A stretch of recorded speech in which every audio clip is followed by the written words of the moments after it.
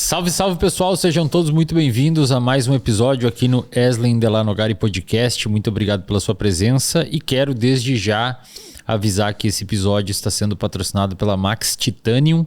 Então, se você tiver interesse em comprar suplementos de qualidade para auxiliar na sua alimentação, aí na sua prática esportiva, você pode utilizar o cupom JUGULAR, que é o cupom da comunidade do reservatório de dopamina.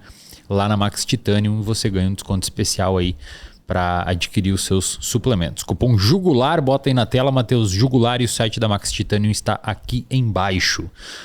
E para trocar uma ideia hoje comigo, o meu convidado é simplesmente o maior atleta da história do fisiculturismo brasileiro e um dos maiores atletas da história do fisiculturismo mundial. E também meu amigo, Eduardo Correia. Obrigado pela presença, cara. Valeu, irmão. Prazer é meu estar aqui. Edu, outro dia eu estava comentando aqui com um convidado aqui no podcast, a gente estava falando sobre triatlon e acabamos entrando também na história do bodybuilding. Cara, você começou a sua história numa época que a gente não tinha todo esse glamour do bodybuilding aqui no Brasil, né? Hoje em dia, um atleta de bodybuilder ou mesmo influencer de bodybuilder ganha um salário razoavelmente bom e dependendo do patamar que ele estiver, pode até ser uma pessoa considerada rica. Como é que era quando você começou? Quando que você começou? Como é que foi isso? Cara, o que me motivou a entrar numa academia era o fato de eu tinha um complexo com o meu corpo. A verdade era essa. Eu era um menino normal, eu não era obeso, eu jogava futebol, mas eu não era feliz com o meu corpo. Então, quando eu entrei na academia, a verdade era essa. Eu queria poder sair com os amigos, ir pra praia e poder tirar a camisa, cara. Isso pra mim era algo que me perturbava muito. Então, assim, quando eu entrei na academia, eu entrei com um grupo de 7 amigos lá na rua. A gente era muito novo, a gente tinha 13, 14 anos, então a gente fazia tudo junto. Era aquele comportamento de bando, sabe? Tipo, era aquela coisa, se eu for, tu vai, sabe? Nunca o cara tomava a decisão de fazer as coisas sozinho. Então a gente entrou numa galera. Só que quando a gente chegou lá, cara, era nítido a minha diferença pra eles, assim, força, coordenação, consciência corporal. Então, no primeiro dia, o dono da academia, Valmor Braga Júnior, vulgo Baga, ele olhou assim e falou assim, cara, esse menino é diferente. Ele é diferente dos demais. Quando acabava o treino, a gente fazia uma brincadeira. A gente ia numa máquina, colocava todo o peso, bem coisa de menino, assim, e ficava tentando tirar do lugar. Tipo assim, eu fazia sério, os meninos não conseguiam. Então, assim, eu realmente tinha muita força, eu tinha uma predisposição genética já. E talvez por eu ser mais forte, assim, mais parrudo, assim, os braços mais grossos, talvez era isso que me gerava um pouco de complexo, assim, porque eu queria ser magrelo igual todo mundo. E aí, à medida que o tempo foi avançando, eles foram saindo da academia e eu fui me apaixonando cada vez mais por aquilo. E era algo que tocava em mim, cara, porque era uma academia de musculação diferente do que a gente encontra hoje. Hoje a gente tem, assim, é um outro conceito, né? Naquela época era sala de musculação, isso, não era academia. Então, assim, eram quadros na parede de bodybuilders, era um ambiente mais underground, assim. Eu lembro que a primeira academia que eu frequentei era uma casa adaptada. Então, assim, era um quarto. Tinha que tomar uma antitetânica para não pegar tétano, ferrujados. Assim, saía todo sujo. E eu era fascinado por aquilo, cara. Quando eu via a foto de um bodybuilder, eu olhava pro meu amigo e falava assim, cara, olha aquilo ali. Ele falava, não, legal, mas não, legal não, eu queria... Aquilo mexia muito mais comigo do que qualquer outra pessoa. Eu ficava imaginando aquilo, cara, como que é ser daquele jeito? Eu pegava uma revistinha, eu lembro que eu fui cortar o cabelo uma vez na barbearia, não sei por que razão existia uma revista de bodybuilder na barbearia. Eu peguei a revista, cara, levei pra casa. Porque aquilo ali, cara, o que eu ficava olhando assim, eu falava, cara, como que é ser assim? Me fascinava, assim, talvez... Já existia esse gatilho em mim, assim, de querer não ser contente com o meu corpo, mas quando eu olhava aquilo, cara, eu ficava extremamente impactado. Então, desde o primeiro dia, eu olhava os atletas, existiam alguns atletas na academia que competiam naquela época, cara, e eu ficava olhando que assim. era isso? Era 1994, 95. Isso lá nos Estados Unidos já era bem famoso, né? Não, nos Estados Unidos já era, sim, já. O esporte lá já... E aqui no Brasil, cara, ainda existiam os atletas da época, mas assim, a gente não tinha nenhuma expressividade no meio assim, internacional. E, cara, foi isso que me motivou a entrar na academia. Só que eu tinha muita facilidade em erguer peso, então eu fui explorar minhas habilidades no powerlifting. Então eu comecei a competir em campeonatos de levantamento de peso. Só que isso não era algo que... Eu ganhava os campeonatos porque eu levantava no supino, só para ter uma ideia, eu tinha 16 anos de idade, pesava 80 quilos e levantava 190 quilos no supino, 200 quilos. Então eu levantava o dobro do meu peso, mais 30 quilos. Então eu fui campeão, tudo, recordista na categoria júnior, enfim. Só que aquilo, cara, eu chegava em casa com uma pilha de troféus e eu olhava e falava assim, tá, mas e o shape, sabe? Aí um dia eu resolvi me aventurar a competir no fisiculturismo. Comecei uma dieta, fiz tudo por conta própria. 90 e poucos também.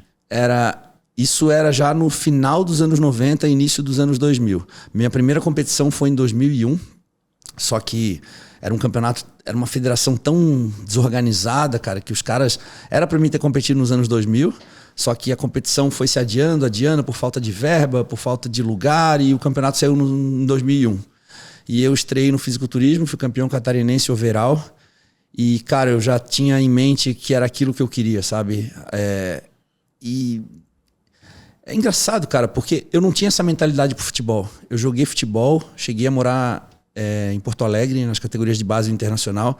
Talvez se eu tivesse um pouquinho dessa mentalidade que eu levei pro fisiculturismo, talvez eu poderia ter sido um jogador de futebol. Mas a verdade é que quando eu jogava futebol, cara, era algo que eu não tinha essa... Gana, essa vontade. Eu não sei, cara. Talvez pelo fato de ser em grupo, talvez tu não sente aquela responsabilidade, tu divide com os demais. Era muita gente junta. Então ali eu tava buscando meu protagonismo e uma das coisas que fez eu seguir isso, cara, eu vim de uma família simples, mas não pobre, não passei fome, nada disso. Mas os meus pais venceram na vida, cara, através de concurso público. Então, assim, eu vim de uma família de funcionários públicos. Minha mãe, funcionário do INSS, meu pai também. Meu pai se formou em Química, acabou passando num concurso para auditor fiscal. Então, eu entendo que na cabeça dos meus pais, a concepção é que o que salvou eles, a grande saída deles, assim, tenha sido o funcionalismo público. E talvez eles esperavam algo parecido de mim, né? Porque eles acham, principalmente naquela época, se acreditava muito na questão da estabilidade, né? Do Estado, do governo poder ter as seguranças, tudo mais, os direitos, enfim. Ainda tem muita gente que acha e tá tudo bem, mas eu não queria, cara. Eu queria viver a minha história, eu queria ser o protagonista da minha história, só que isso tinha um preço muito alto, né? E era justamente lutar pelos meus objetivos e assumir as consequências dessas escolhas. Então, meu pai falou assim, olha, tu já é grande o suficiente para saber o que tu quer, só que saiba que tu não vai ter meu apoio. Então, foi onde eu decidi ir para os Estados Unidos. Quando eu fui para o Mr. Universo, em 2001, eu venci o campeonato, o Mr. Universo aos 20 anos de idade, inclusive foi o mesmo campeonato, na mesma idade que o Arnold Schwarzenegger venceu. E aquele campeonato me trouxe bastante notoriedade. Quando eu voltei para o Brasil, já tinha um contrato de patrocínio me esperando no aeroporto. Era um contrato pequeno, mas era o início. Né? E o que era mais ou menos nessa época um contrato? Era R$2.000. Era R$2.000. E aí os caras me levaram para a feira dos Estados Unidos para participar da feira do Mr. Olímpia. Eles estavam desenvolvendo alguns produtos no Brasil e nos Estados Unidos. Quando eu cheguei lá em Las Vegas, os caras foram me buscar no aeroporto, o cara falou assim, olha, eu tenho uma notícia para te dar. Eu tava um mês com eles dois, alguma coisa assim. Ele falou assim, a gente vai interromper as ações no Brasil porque a gente não conseguiu o registro para vender os produtos no Brasil, então a gente vai ter que encerrar os patrocínios no Brasil. Provavelmente a gente vai investir só aqui nos Estados Unidos. E eu falei, caramba. Ele assim, mas a notícia boa é que a gente, mesmo os sócios não estando de acordo, eu briguei para que te trouxesse para cá, para te viver essa experiência. Então eu sugiro que daqui tu vá fazer teus contatos, tuas coisas. Foi isso que eu fiz, cara. Eu tinha um amigo que morava na Flórida, o Thiago Tavares, ele era lutador do UFC, ele vivia com uma equipe da American Top Team. Foi a única pessoa que eu conhecia lá, que era atleta. Eu liguei para ele, expliquei a situação, falei, cara, meu patrocínio me trouxe para Las Vegas, eu tô vivendo um sonho, tô aqui assistindo o Mr. Olímpia. Isso era 2002, campeão foi o Ronnie Coleman. Só que vai acabar o campeonato final de semana, eu tenho uma passagem marcada para o Brasil, só que eu vou fazer escala em Miami, domingo à noite. Só que eu tô a fim de sair fora. Daí ele falou, não, eu te espero em Miami, só que assim, cara, eu tô dividindo um apartamento com muita gente, não tem lugar para ti, mas eu conheço um outro lugar que tu consegue rachar um quarto com um amigo. Ele foi me buscou no aeroporto, me levou para Fort Lauderdale, que fica mais ou menos quase 1 hora para o norte de Miami. Então a gente subiu quase 1 hora. E chegou lá, ele me levou numa casa que moravam 12 pessoas. E eu tinha a possibilidade de dividir um quarto com um amigo dele. Fiquei lá, de boa. Primeiro dia, acordei de manhã, cara, caiu a real. Assim, falei, caralho, o que eu tô fazendo aqui, velho? Uhum. Quero ir embora, não sei o que fazer. Preciso arrumar um trabalho, eu tinha alguns dólares guardados. E aí procurei uma academia para treinar, comia o mínimo possível para economizar dinheiro até algo acontecesse. E eu tinha conhecido um pessoal em Vegas, que o dono das revistas da Muscle and Fitness, ele me convidou para fazer um artigo na praia. Na época as revistas faziam muitas coisas assim, artigos de treino e tudo. E aí eles foram até a Flórida para fazer um artigo de treinos de abdominal na praia. E como eu ainda não era tão forte, eu não saía na Flex Magazine, eu saía na Muscle and Fitness, que era algo mais fitness assim. De praia, shape de praia. Assim. Então, aí eu ficava também frustrado. Falei, cara, quando é que eu vou sair na revista Flex? Cara, cheguei, fiz umas fotos, os caras me pagaram $500. Falei, puta, já garanti mais um mês aqui, cara. Eu ficava tipo assim, fazendo conta. E aí você trabalhava onde nessa época? Então, aí eu ficava com o dinheiro contado, comprando ali a comida, indo treinar numa academia de rede, que era tipo, sei lá, $10 por mês. E aí esse meu amigo, que era sócio dessa marca de suplemento que me levou para os Estados Unidos, ele morava em Miami e ele falou assim, ó, desce pra cá, me encontra que eu vou te levar no Nationals. Nationals é o campeonato nacional que acontece nos Estados Unidos. E aí eu peguei um trem, o cara foi um dos caras que me ensinou muito, cara. Ele podia muito bem ter pego o carro, ter me pego em casa, ter me levado. O cara, ele fazia com que eu se desenvolvesse. Me desenvolvesse. Ele criava as dificuldades para eu poder enfrentar e eu achava aquilo... Cara, na época eu achava um saco, mas no final eu agradecia. Criou repertório. Muito, cara. E aí eu peguei um Tá com calor, Edu? Não, tô de boa. Aí eu peguei um trem, fui até Miami, chegou lá, liguei pra ele me fez pegar mais um ônibus, encontrei ele no Convention Center e a gente foi assistir o Campeonato Nacional. Aí eu comecei a entender melhor como que funcionava os Estados Unidos, cara. Diferente do Brasil, o campeonato nacional deles já é muito alto, o nível já é muito alto. Então os caras são campeões nacionais e já saem dali aptos a competir no meio profissional, né? Então, diferente naquela época no Brasil, quando tu era campeão brasileiro, existia uma distância muito abissal entre o nível de campeão nacional até o circuito profissional. E aí eu vi que o negócio ali era outro, cara. Aí eu andando na feira, de repente ele me apresentou... Nunca esqueço, veio na minha direção assim, um venezuelano, careca, com um Otomix. Otomix é aquelas botas cano alto, assim, com um shortinho de lycra. Era tipo parecido com sardinha, assim, sabe? Sardinha, só que um estilo mais arrojado, com 2 argolas na orelha, falando alto pra caramba, e uma esposa forte do lado, assim.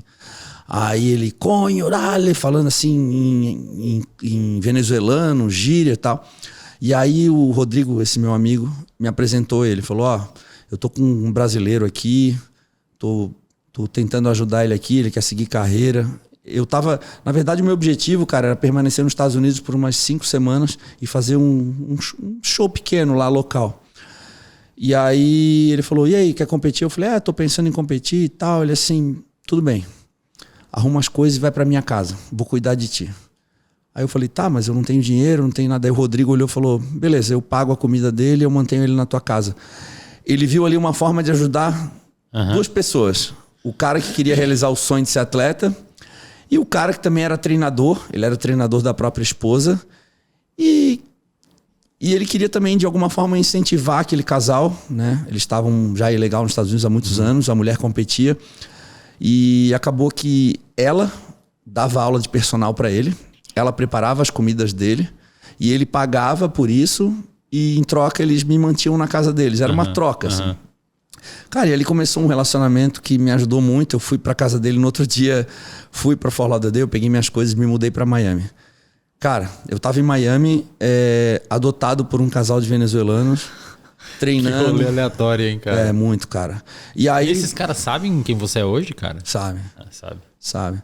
E eu tenho muita gratidão, assim, cara. Você troca ideia ainda? Troco, falo, cara.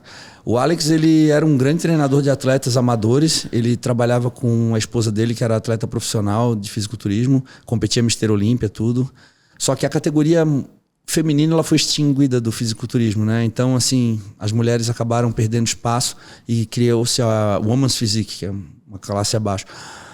E ele hoje tá numa outra vibe. Ele já tá com 60 anos, já, acho, quase andando de skate. Outra vida, assim. Cara, só que a verdade é que tudo que eu aprendi na minha carreira eu devo a eles, porque foi... Eu era muito interessado pela parte nutricional, então ela fazia as comidas, eu ficava do lado ajudando, observando. Então todo esse esquema que eu tenho de organização que a galera vê, eu viajando, levando as comidas embaladas, com etiquetadas, com horário, quantidades, tudo eu aprendi com ela, tudo. E ele, cara, o que eu herdei dele foi esse regime de... Militar, assim. Militar, algo assim... Como tu gosta de falar, negociável, cara. Eu aprendi com ele isso de, independente de qualquer coisa, a gente tem que ir lá e fazer. Então, assim, eu herdei muita coisa deles. Eu acho que tudo que eu aprendi foi com eles, assim, foi uma escola pra mim. E eu era praticamente um filho deles, cara. Ele falou, ó, tu vai ficar aqui na minha casa, tu vai pagar um valor pra poder usufruir disso aqui. Eu vou arrumar um trabalho pra ti na academia. Eu vou te dar uma parte dos meus clientes para dar aula também. Eu vou arrumar algum... Tipo, cara, eu fiz de tudo lá que tu pode imaginar, cara. Aí ele me arrumou um emprego de faxineiro na academia. Eu trabalhava das 5 da manhã às 8 e das 5 da tarde às 8. Que era justamente o horário que eu deixava tudo limpo pra galera poder sujar depois. Então eu arrumava os pesos, limpava o banheiro, os bancos. Cara, nos Estados Unidos não tem esse negócio do cara acabar o exercício e passar paninho no banco. Isso era eu que fazia, entendeu? Então... Aí, final de semana, eu trabalhava de segurança, fazia bico, trabalhei na casa do Puff Daddy também, várias festas lá. Demais, cara. Aí teve um furacão. Em 2005, teve um furacão nos Estados Unidos, cara, o furacão Vilma. Destruiu a cidade inteira, cara. Daí eu nadei de braçada lá. Porque daí eu fiz tudo que tu pode imaginar de trabalho braçal. Cara, o americano, ele tem um vaso em casa. Quando chove e cai o vaso, ele não vai levantar o vaso e comprar terra e replantar o negócio. Ele vai ligar pra alguém, normalmente um cubano, um mexicano, um brasileiro, e vai dizer, vai lá, quanto que tu quer pra arrumar pra mim? E geralmente é caro, né, cara? O serviço lá geralmente é caro. Por isso que eles têm, às vezes, aquelas garagens com um monte de ferramenta. A galera que quer economizar mais, né? Porque... Pra pintar uma casa e tal, as galera compra caro lá, né? Sim, cara. Então dá pra tirar uma grana legal. É muito caro.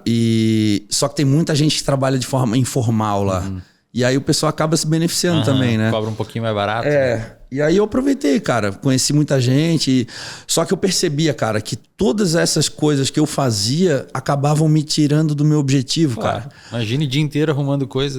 Então eu ficava assim, apesar de eu precisar de dinheiro, cara, muitas vezes eu abria mão de ganhar dinheiro para poder dar mais um passo rumo ao meu objetivo.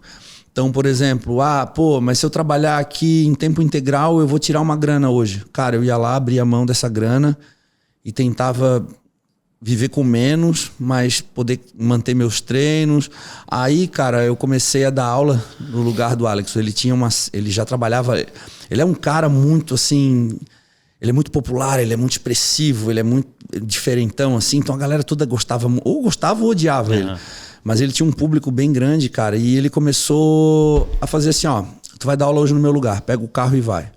Aí eu ia lá, levava o dicionário e dava aula pros clientes dele. Você não sabia muito inglês na época? Não, na época eu sabia nada, cara. A minha filha hoje tem 2 anos, ela sabe o nome de todas as articulações, todas as partes do corpo. Legal. Eu não sabia nada, velho.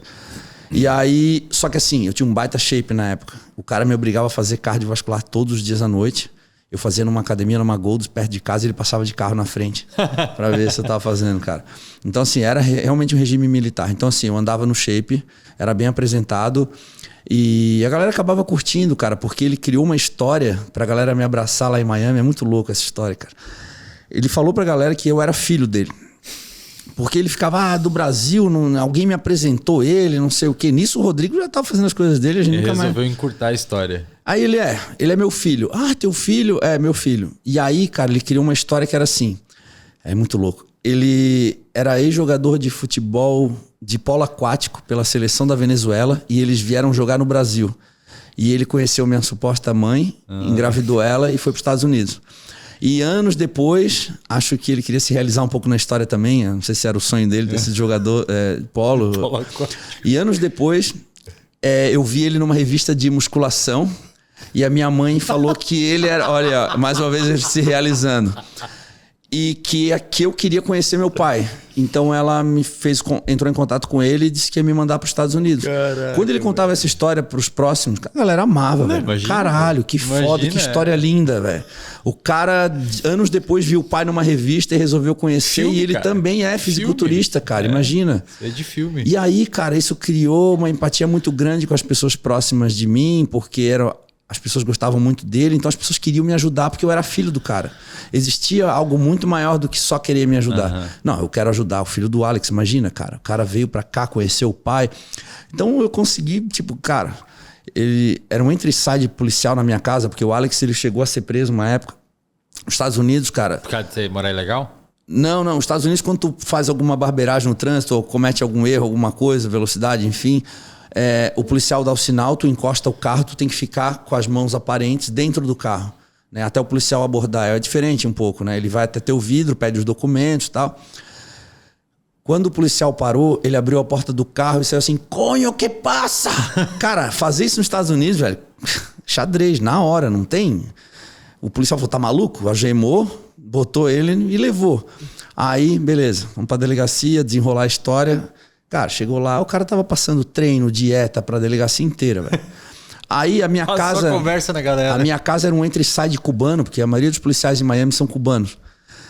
E aí, cara, era um entra e sai de cubano, comecei a fazer amizade, cara. Daí os caras falaram, pô, quanto que tu veste? Ah, não sei lá. Peraí, eu acho que eu tenho um terno pra ti. Beleza, vamos trabalhar comigo de segurança. Cara, os caras eram policiais, brabo, assim, tipo assim, os caras andavam armados, parecia coisa de filme. E eu, cara, nunca tinha segurado um canivete na mão. Se tivesse uma briga, eu era o primeiro a correr. E eu tava lá na casa do Puff Daddy fazendo uma festa de Réveillon, com uma lista de convidados na mão. E aí ele falou assim, ó, tu vai ficar no pier, tu vai receber os convidados que chegam de barco. Eu falei, de barco? Beleza, fiquei lá. Aí eu olhava a lista assim, velho, Rick Martin, Shakira, Lil Yane. Cara, eu nem olhei, eu olhava assim e falava, nossa. E assim, fora os que eu não conhecia, né? Que era muita gente, eu não conhecia. Da mesma expressão. Eu não conhecia o Puff Daddy, cara. Eu cheguei muito antes da festa porque quem comandava, quem liderava a equipe de segurança era o segurança pessoal do Puff Daddy. Como eles não estavam trabalhando nesse dia, eles terceirizaram que seria a gente. Então eles faziam uma reunião prévia com a gente para explicar, para dar os equipamentos, os fones, as coisas. E aí falava, ó, cada um vai ficar posicionado assim. Eles organizavam, mas eles não executavam. Então... Chegou ali, o Puff Daddy tava com os filhos dele ali, que hoje são grandes. Cara, eu conheci todo mundo, mas assim, cara, eu não tinha a menor noção quem era. Eu lembro que depois pediram pra eu sair do pier e ir pra porta da cozinha. Eu falei, graças a Deus, imagina eu ter que receber alguém de barco aqui. Aí eu fui pra porta da cozinha e ele me deu uma orientação. Ele falou assim, ó, não pode entrar ninguém que não seja da família dentro de casa. Irmão, eu não sei nem quem é o Puff Daddy, quanto mais quem é da família do Puff Daddy. Aí eu ficava na porta da cozinha assim, parado. Aí, se eu via que o cara ia me atravessar no meio, assim, andando rápido, eu saía da frente. Se eu via que tava meio que olhando de curioso, eu, opa, não pode entrar aqui, é só família. Boa. E assim, velho. E na festa só podia gente preto e branco. Cara, não podia fumar cigarro, não podia usar qualquer tipo de droga. É muito diferente do que a gente imagina, cara. Era a casa do cara. Eu acho que eles podem ser o que for, mas eles prezam muito pela questão de... Era o lar do cara. Então, assim, a festa era super organizada. E não podia, era só preto e branco. Mas eu falei, cara, como que eu ver alguém de outra cor? Como é que eu vou tirar da festa? Só que tinha duas meninas que não estavam de preto e branco, cara, que me chamou muita atenção. Mas não porque elas não estavam de preto e branco, porque elas eram as únicas da festa que falavam português. Duas brasileiras perdidas lá, não sei o que aconteceu. É que sempre tem um brasileiro assim, amigo de amigo, né? Que tá lá, né? E dava pra ver que elas não eram íntimas dos caras da festa. Nossa, a gente tá falando de fisiculturismo, já parei na casa do Puff Daddy, mas essas histórias são muito legais, cara. E aí eu fiquei a noite toda ouvindo elas. Elas ficavam falando da festa inteira. Alguém colocou elas lá dentro, sabe? E aí elas nem imaginam, cara, que eu tô ouvindo tudo, que eu entendo tudo que elas estão falando. Só que, cara... Elas falavam mal da galera, às vezes? Não? Elas ficavam tipo assim... Ai, vai lá falar com ele. Ah, não, agora não. Entendi, não sei o quê. Tipo, sabe? Elas não estavam... E aí sem se preocupar que outra pessoa tava entendendo. Elas não eram do ambiente, assim, mas elas estavam tentando montar uma estratégia ali pra ser alguém, sabe? Aí, cara, eu fiquei a festa inteira ouvindo elas ali, cara, e... Pô, foi uma noite incrível, velho. E depois eu fiz várias outras festas ali, mas aí não, essa foi do Réveillon de 2005. E eu lembro que a gente fez uma reunião, depois era até, sei lá, 2 da manhã, aí chamaram a gente, perguntaram se a gente queria ganhar mais $500 para trabalhar até as 6 da manhã. Porra. Aí eu olhei e falei, os caras, claro. Eu falei, tá, claro. Aí, cara, eu cheguei em casa às 6 da manhã, com uma dor na lombar, porque eu nunca tinha ficado tanto tempo em pé. E aí, 7 da manhã, o Alex acordou pra ir treinar, velho. Eu fui treinar dia 1º de janeiro, 7 horas da manhã, depois de ter trabalhado a madrugada inteira. Então, assim, velho, eu era esse cara que tava disposto a viver tudo pra tentar chegar onde eu queria, sabe? Então, assim, eu tava me submetendo a qualquer situação. Eu nunca fui um cara tão... Eu tava fazendo um podcast com o Flex Lewis e ele tava me contando como que foi o início da carreira dele. Ele foi um cara muito empreendedor. Ele montou uma empresa de mudança na cidade dele. Ele tinha 20 anos de idade, já tinha uma empresa, já tinha funcionário, já tinha 2 caminhões. Eu nunca fui muito empreendedor, mas eu tava sempre disposto a fazer qualquer coisa que pudesse me aproximar do meu sonho, sabe? Então... foi assim. E Edu, lá nesse tempo aí, como é que foi a volta pro Brasil? O que impulsionou? Quando que você voltou pra cá, pra morar aqui mesmo?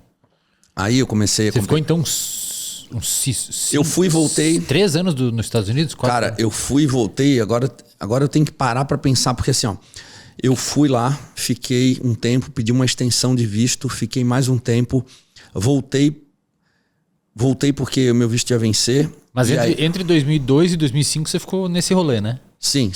Pelo menos até 2005. E teve um momento que eu voltei pro Brasil e eu fazia engenharia de aquicultura na Universidade Federal aqui, que não tinha nada a ver também com o que eu tava fazendo, sabe? E aí, cara, eu recebi a notícia que a Fanny, a esposa do Alex, tinha falecido. Cara, foi uma morte super inesperada. Ela teve uma parada cardíaca. Eu desconfio que seja por uso de diuréticos, mas nunca foi provado, eu não estava lá também. E ela veio a falecer e o Alex me ligou e aí eu fui para lá de novo fazer outra temporada. E quando eu cheguei lá, ele tinha casado com outra moça já, que competia também. Ela era de Barbados, mas morava em Nova York e competia com a ex-mulher dele. E eu achei aquilo muito, muito rápido, assim. Caramba, que doideira, já tem uma outra pessoa aqui e tal.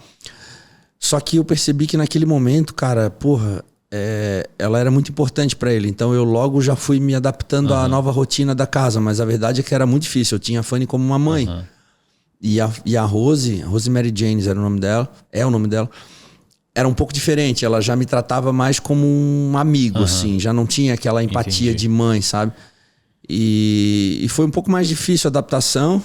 Mas a gente viveu ali os 3 por muito tempo, cara. E o que tu tinha me perguntado? Quando você voltou ao Brasil? Aí eu fiquei ali um tempo e resolvi me preparar para competir. Isso já era ali 2005.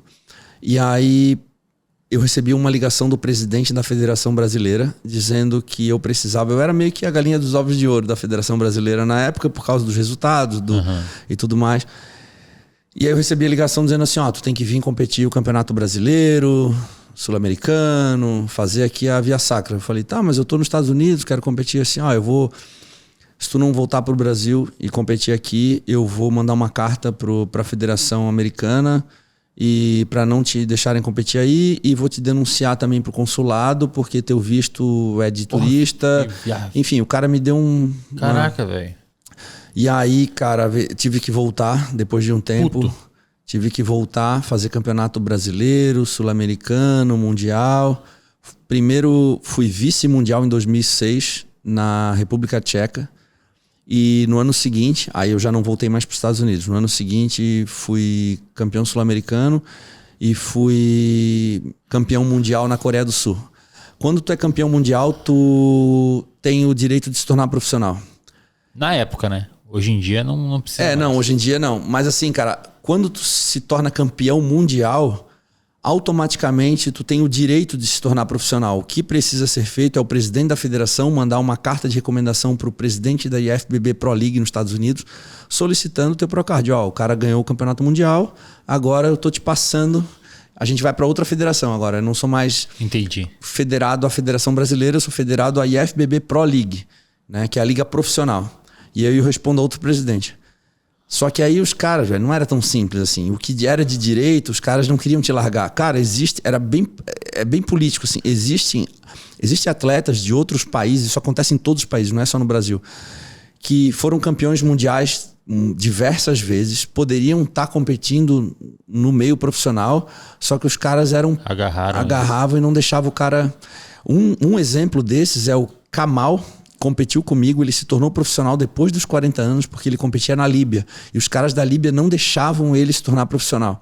Porque ele era um astro na Líbia, então os caras prendiam ele no amador. E aí o cara virou profissional, cara, ganhou o Arnold Classic, ganhou o Mr. Olympia em 2009. Eu competi com ele em 2009. Ou seja, ele poderia ter virado profissional comigo em 2019. Em 2009 eu já estava competindo no Olímpia. Esse cara teve oportunidade de competir no Mr. Olympia em 2019. Ele perdeu praticamente 10 anos aí. E ele estava junto comigo na época. Então assim, cara, foi bem difícil. Tive que brigar bastante.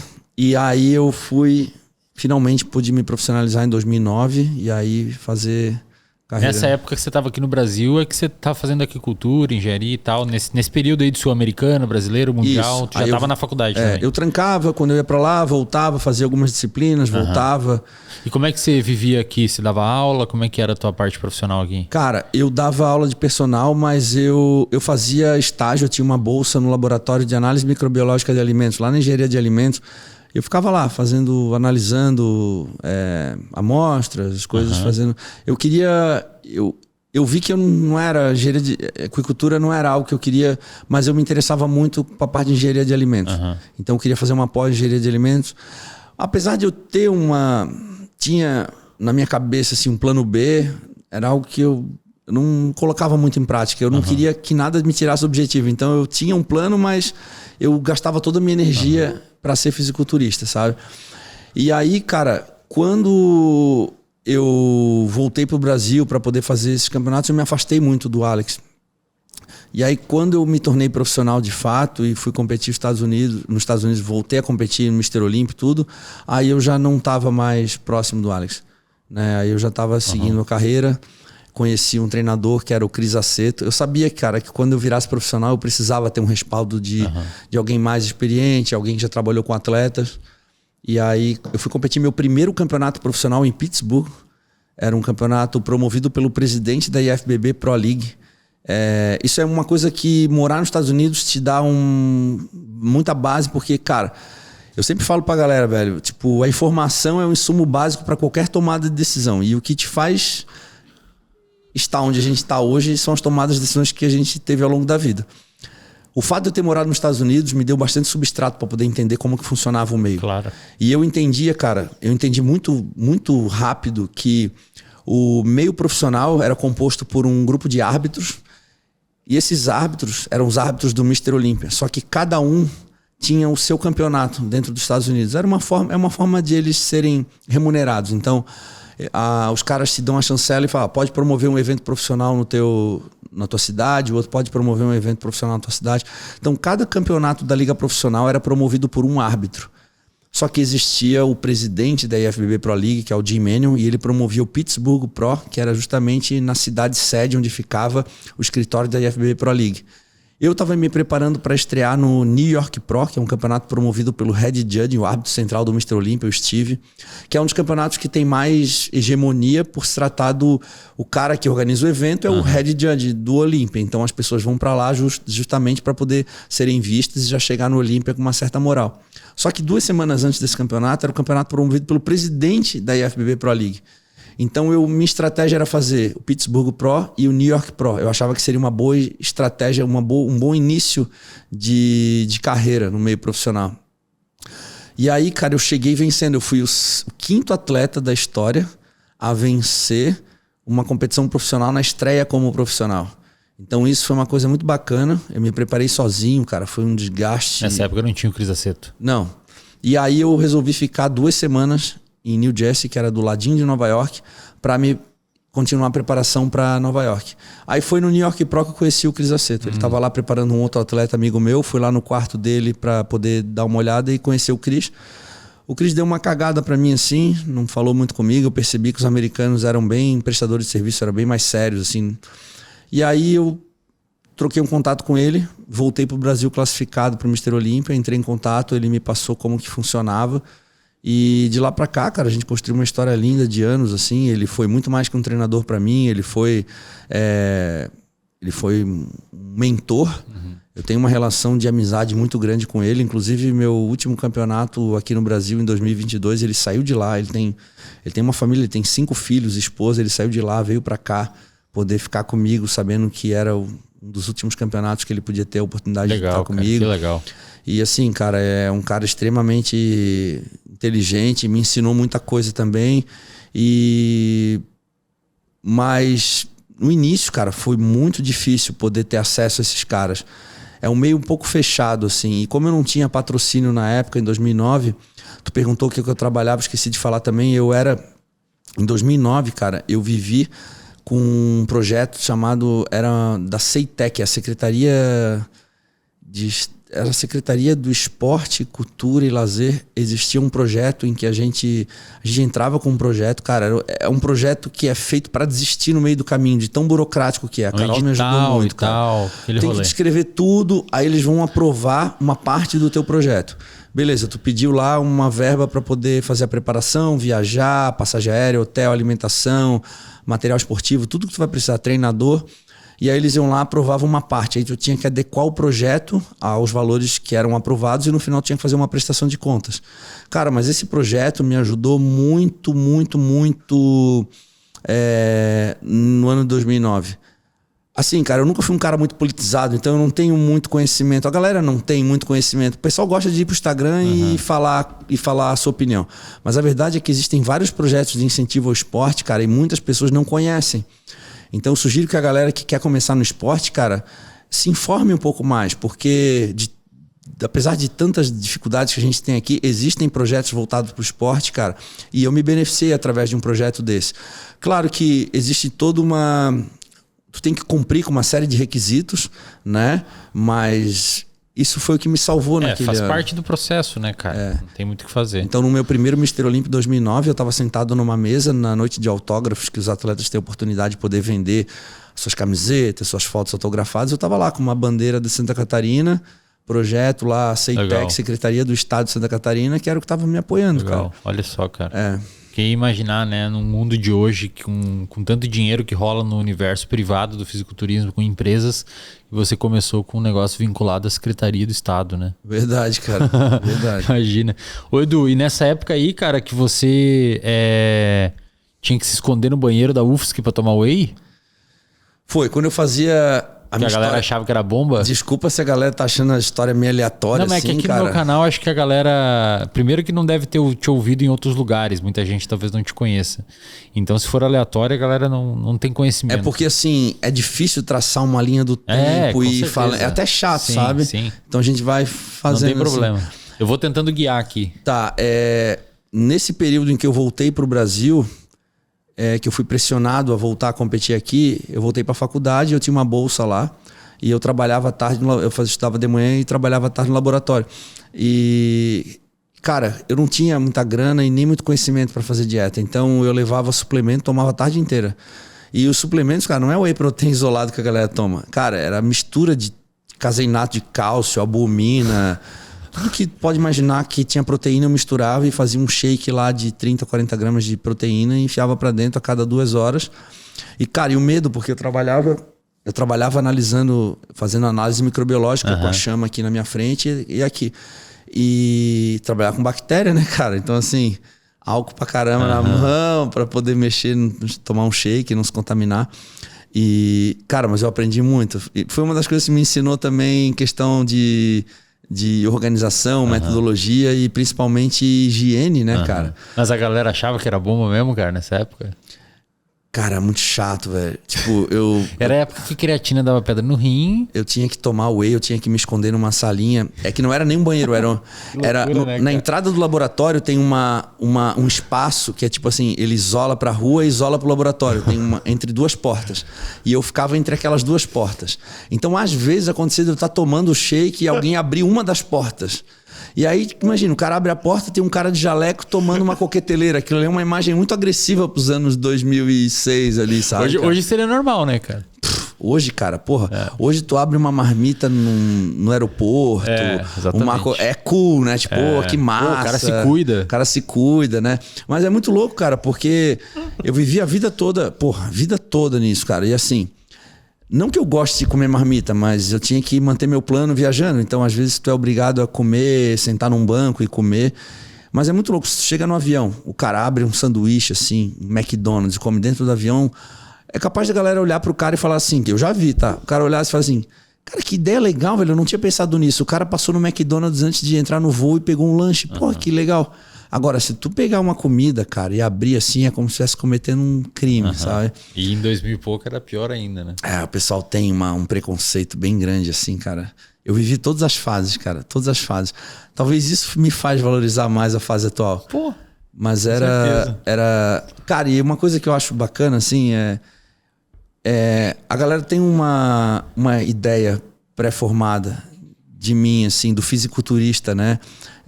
O estereótipo, né? Então, uma das coisas que eu tô fazendo ultimamente, cara, eu fiz uma palestra para 40 empresários recentemente, cara, e uma das coisas que eu mais gostei de trabalhar foi justamente a quebra de expectativa, assim. No final da palestra eu recebi um feedback, cara, que me marcou, foi muito legal. A mulher falou assim, olha, Edu, honestamente, se eu tivesse olhado para ti assim na fila do cinema, em um supermercado, eu ia dizer, cara, dificilmente esse cara tem alguma coisa para me ensinar. E de repente ela ali ouvindo a minha história e tudo mais, as lições que eu passei para ela, disse que foi a melhor palestra que ela já tinha ouvido na vida dela. Então isso é bacana, eu brinco muito com isso, sabe? Eu viajei durante muito tempo, ali nos anos 2000, 9, 10, 11, 12, 13 ali, fazendo palestras no Brasil inteiro sobre treinamento. Não tinha muitos atletas naquela época e não tinha muitas personalidades do meio fitness. Então a Carol era a grande inspiração das meninas e eu era o atleta em atividade, né? Então a gente não tinha Ramon, Rafa Brandão, a gente não tinha o Rossi, a gente não tinha a galera, a gente tinha... Era eu e o Felipe Franco também estava começando. Balestrin, talvez? O Balestrin ainda estava no amador, depois ele venceu o Arnold, mas de Mr. Olympia tinha eu e o Felipe Franco, assim. O Muzi já era um cara muito conhecido na época também, mas assim, a gente não tinha grandes personalidades aqui no Brasil, sabe?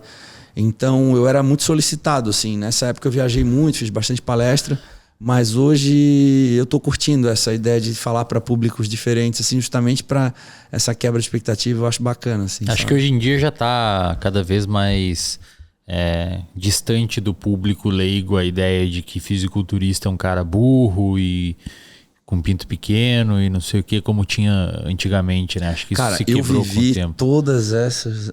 Todos esses preconceitos, mas um dos maiores preconceitos que eu vivi foi dentro de casa mesmo, cara. Porque é muito difícil, velho, para uma mãe, para um pai aceitar um atleta, um filho fisiculturista, por receio do uso de drogas, por aquilo que ouvem, por aquilo que veem na TV. Então, assim, por muito, muito tempo o fisiculturismo foi tratado como, nas páginas de jornais e revistas, ele saía em variedade, não saía... No caderno de esportes. E toda vez que a galera me chamava para fazer uma entrevista, cara, a galera não... Eu tinha assim, ó, o meu objetivo era tentar passar para as pessoas, cara, o quanto de grana, o quanto de faturamento que girava em torno dos campeonatos, dos eventos, principalmente nos Estados Unidos, né? Aqui no Brasil, hoje, mas naquela época. Então, assim, eu tentava mostrar o business que era. Agora, a galera só queria perguntar quanto de clara que eu comia por dia, quanto de carne, quanto de arroz, quanto de peso que eu levantava no leg press. Então, por muitos e muitos anos, cara, o fisiculturismo foi tratado como algo bizarro. E eu percebo que hoje houve uma mudança muito grande, porque eu percebi muitas das pessoas, principalmente grandes empresários e influenciadores, tu também é um cara que faz parte disso, começaram a mostrar para o público, cara, que existem comportamentos e aprendizados que alta performance leva para o público para utilizar em outros âmbitos da vida, né? Isso, cara, a galera começou a fazer esse link. E aí, translacionar para outras áreas, né? E aí a galera começou, peraí, ele não é maluco. Ele não faz isso porque ele é maluco. Ele faz isso porque existem características nesse cara que faz ele ter esse grau de comprometimento, disciplina, resiliência, de excelência no que ele faz. Então, assim, a galera começou a perceber um pouco mais, sabe? E aí foi uma oportunidade de a gente mostrar para as pessoas, né? algumas da forma com que a gente faz, que simplesmente... Cara, não é assim. Eu sou um ser humano como qualquer outro. Esse papo de, eu não gosto de doce. Cara, açúcar, velho. Açúcar, álcool. Eu vivo num ambiente de... Eu fazia faculdade na UFSC, eu lidava com pessoas de... Meu ambiente, em torno de mim, um ambiente que me circundava, porque a galera adora culpar tudo, né, velho? Então, assim, eu vivi todas essas objeções. Então, a partir do momento que a galera começou a ver assim, não, peraí, o cara também estava no ambiente universitário, o cara também viveu a falta de grana. Na verdade, pior, né, cara, com você, hoje em dia você tem mais opções de whey, mais opções de sabores, mais opções de preço no mercado mais competitivo, você tem opções de academia barata, academia mais perto da sua casa, você tem mais opções de roupas, você tem mais opções de strap, você tem mais opções de praticamente tudo dentro do universo da maromba, da academia. Naquela época não tinha, né, cara? Então você fez, por isso que você é reconhecido como o maior atleta da história do Brasil, porque você abriu com uma picareta um pedregulho que hoje a galera passa nadando. Cara, sacou? O meu primeiro campeonato... Isso tem que deixar claro pra galera. O meu primeiro campeonato foi o Campeonato Catarinense em 2001. Eu era um atleta júnior, era até 21 anos, se eu não me engano. E eu cheguei em Joinville para competir no Shopping Cidade das Flores. Meu pai morava em Joinville, então ele foi lá me assistir no meu primeiro campeonato. Imagina, meu pai, que era todo preconceituoso, e para ele foi uma coisa meio chocante, assim. E eu cheguei lá, cara, e é muito difícil, porque é a oportunidade que eu tenho de mostrar pro meu pai o que eu vou fazer, e chegar lá, um campeonato bagunçado, e tinham muitos poucos atletas, não tinha atletas suficientes para preencher uma categoria. Então eles unificavam as categorias, sabe? Aí tipo assim, não existe uma categoria de 60 a 70, vamos botar de 60 a 80, vamos botar de 80 a 100 e júnior esquece, né? Júnior, quem é um menino de 20 anos naquela época que ia ser tão precoce a competir. Então eu competi na adulto até 90 quilos, sei lá, até 80 quilos, que era muito mais do que eu pesava. Então eu não estava de fato na minha categoria de origem. E eu venci a minha categoria nessa noite. E eu venci, pra galera entender, no final existe o campeão de cada categoria, faz o campeão absoluto, o overall, que a gente chama. No amador tem isso, né? E aí eu venci a minha categoria e venci o campeão dos campeões, venci todas as categorias, o absoluto, né? Então fui campeão overall, eu fico imaginando, cara, na época eu não tinha a menor noção, mas hoje eu fico imaginando ir num campeonato regional e um menino de 18 anos de idade, 19 anos de idade vencer, ser campeão absoluto com 19 anos era algo muito precoce. Mas a verdade é que hoje, por exemplo, eu tenho um campeonato regional, o Eduardo Corrêa Classic, em Balneário Camboriú, e a gente teve... Ano passado, 800 inscrições. 800 inscrições. Eu fui lá, lotado o evento, né, cara? Lotado o evento. Então, assim, cara, isso já é um reflexo do que é o esporte hoje, sabe? Claro que com a popularização, né, acaba também crescendo várias outras questões que não são tão positivas para o esporte, mas cabe a gente que é mais experiente educar, informar. Então, por isso que eu valorizo muito a questão da informação, da educação. E trabalhar, cara, tu sabe muito bem, trabalhar com informação, com educação é muito mais... desafiador, né, cara? Porque se eu tivesse aqui indo para um lado mais de comédia, de reverência, tentando divulgar o esporte de outra forma, que é válido também, talvez eu teria um alcance maior, mas eu acho que com a minha experiência, com a minha autoridade, eu tento trabalhar, trazer para o público cada vez mais informação, tentar revelar talentos, tentar dar oportunidade para outras pessoas. Eu acho que o meu papel agora é muito mais esse, sabe? Ô Edu, recentemente teve aqui no Brasil talvez o seu maior arquirrival da história, que é o Flex Lewis. Só contextualiza pra galera quem que é essa peça na vida profissional do Eduardo Corrêa. E aí a gente finaliza essa primeira parte, depois eu quero entrar em umas coisas de estilo de vida e tal. Tá. Quem que é o Flex? Qual que é a sua história com ele? E como é que você lida com essa situação de 7 vezes ali, foi 7 vezes? 7 vezes. Embate com ele direto, né? Como é que é isso? Quem que é essa peça que hoje trabalha junto com você, né? Cara, o Flex, ele... Se você puder achar aí, Gabi, rapidinho, enquanto ele fala, pra botar na TV e pro público ver, qual que é o Mr. Olímpia mais... 2014. 2014, acha uma dos dois aí no palco e bota pra galera enquanto o Edu vai falando. Colocar aí Eduardo Corrêa e Flex Lewis 2014 já vai achar. Pode deixar na tela enquanto ele fala aí, tá? Cara, o Flex foi um dos meus maiores rivais, maiores adversários. E como Eu acredito que adversários são muito importantes na vida da gente, né, cara? Porque nos tornam cada vez melhores. E uma das formas de demonstrar respeito pelo adversário é dando o teu melhor, né, cara? Então, assim, eu acho que ele deu o melhor dele, eu dei o melhor de mim. A gente focou naquilo que a gente consegue controlar. A gente nunca levou pro lado pessoal qualquer tipo de resultado, porque aquilo a gente sabia que era algo que não dependia da gente. Uhum. O que dependia da gente era a gente entrar lá e fazer o nosso melhor. Então, cara, não existe nenhum tipo de frustração pelo fato de eu ter perdido os títulos do Mr. Olímpia para ele, porque eu tenho a convicção de que eu fiz tudo o que eu poderia e que talvez tivesse...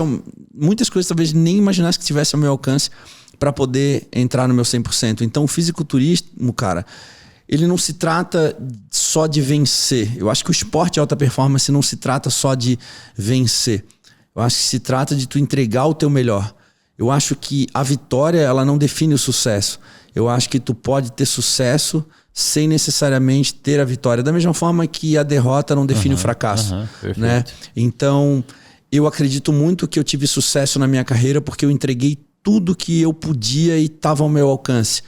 Eu acho que a pior derrota não seria pro Flex, seria para mim mesmo. E claro que na tentativa de vencer ele eu errei, acertei, mas eu estava fazendo tudo que eu imaginava que seria o certo para poder vencer ele. E mesmo depois de 10 anos, cara, hoje faz 10 anos do confronto de 2014, foi um confronto que marcou a nossa história, porque foi um campeonato bastante... Caramba, que absurdo, bastante cara, disputado, cara, e um resultado bastante controverso. Muitos especialistas dizem que você ganhou esse ano, sim, né? Mas, cara, a gente poder falar disso depois de 10 anos, ainda de uma forma tão fresca, cara, a gente estava comemorando isso. Porque é como o pessoal no futebol ficar discutindo um gol que já passou há 10 anos, cara. Isso é memorável, isso faz com que a gente se mantenha vivo na cabeça das pessoas. E não poderia ser assim se eu não tivesse um adversário à altura do Flex. Então, claro, eu venci ele, eu fiquei na frente dele em 2009... E quando eu estreiei no Mr. Olímpia, eu estreiei em 3º lugar, ele ficou em 5º lugar, ele estreou no Olímpia um ano antes de mim, então ele chegou no Olímpia em 2008, e 2009 eu estreiei no Olímpia, eu fui 3º, ele foi 5º, se eu não me engano, e aquela foto do duplo bíceps é muito boa também, essa que a galera fala muito. E em 2010 eu fui 3º de novo, e ele foi, se eu não me engano, 5º ou 4º, não lembro exatamente. Mas ele só foi depois vencer, depois de 3 ou 4 anos. E aí foi a era do Flex Lewis, né? E aí 2014, ele foi 11 meses depois de eu ter rompido o tríceps. Então meu braço esquerdo, faltando 10 dias para o Mr. Olímpia de 2013, eu tive uma ruptura total do tríceps fazendo desenvolvimento na academia. Eu competi o Olímpia de 2013 com o tríceps rompido. Quando acabou o campeonato, eu fui pro hospital e operei o braço. 11 meses depois, a gente tirou essa foto aí. Caraca, cara, que absurdo, velho. Isso é uma característica sua, né? Like a Machine, é um cara que... Bota aí Eduardo Corrêa lesão no Google Imagens, viu que aparece? Ixi, foram 12 cirurgias ortopédicas, velho. E assim, cara, eu tava rindo com ele porque ele falou do problema estomacal que ele teve em 2014. Eu falei, Flex... Teve uma dor de barriga, velho. Bota aquela... Vai pra cima aí. Não, primeiro bota aquela de baixo ali, ó. Aquele tá de touca de... Essa aí. Cara, essa foto aí não existe, né? E essa qualidade tá ruim ainda, cara. Não, mas é aquela ali, ó. Aí. Olha esse tríceps, cara. Que isso, velho? Isso foi 2008, eu ainda era amador, cara. Que isso, cara? Olha esse tríceps, cara. É bizarro, cara. Tá todo cortado.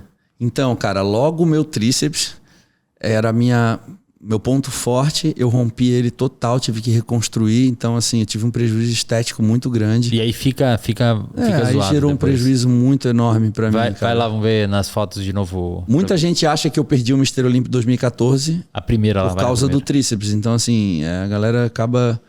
E essa aí, cara, foi uma vez que esse é recente, né? Isso aí foi 2019. É da tua última competição, não?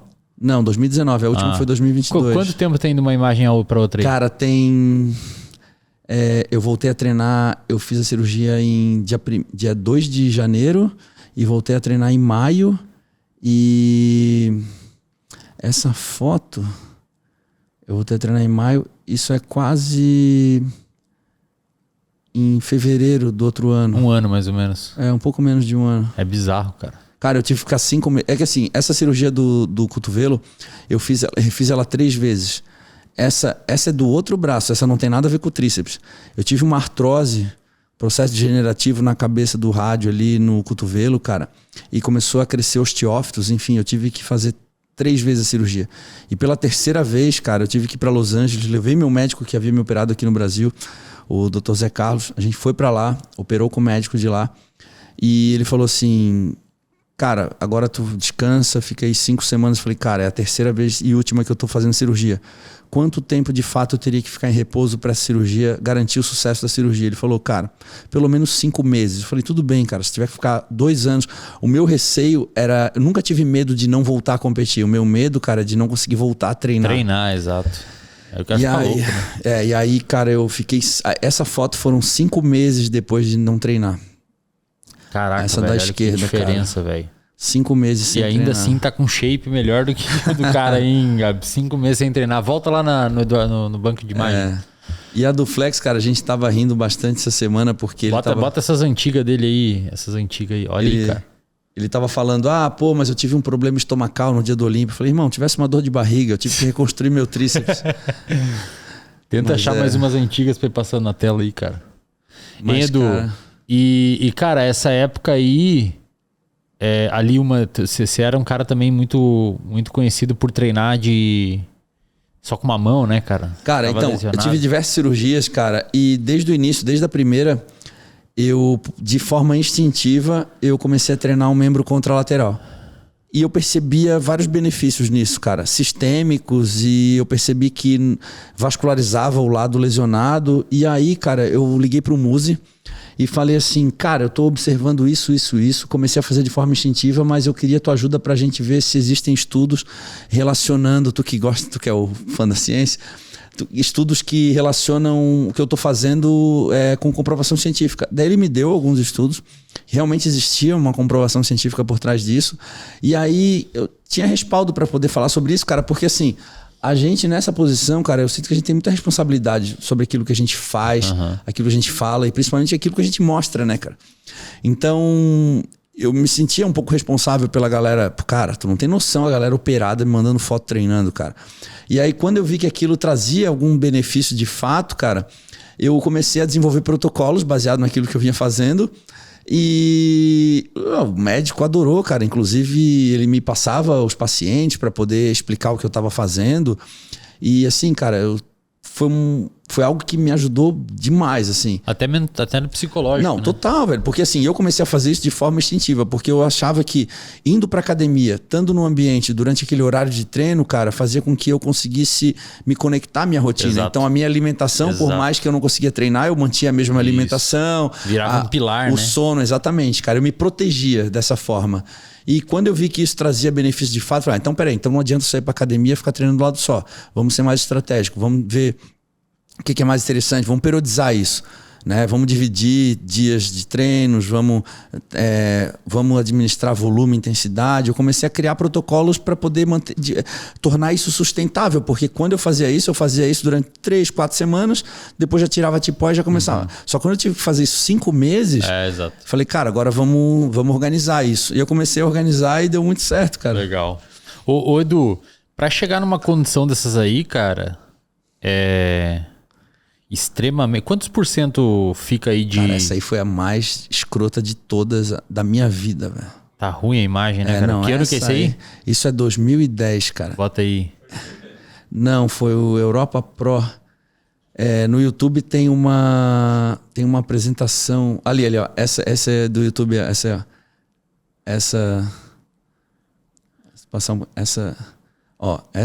Cara, essa condição... Bota a qualidade... Cara, essa condição foi a melhor da minha vida. Chuta quanto que eu tava pesando aí, Ashley. 87. Tava pesando 91. 91? Eu fui falar 87. 91. É porque essa cara, 91 a categoria parece era que tem 115 quilos. A categoria era 202 pounds. Olha as costas, velho. Olha aquilo ali, velho. Tu viu? A categoria era 202 pounds. Que absurdo, 202 pounds é 202.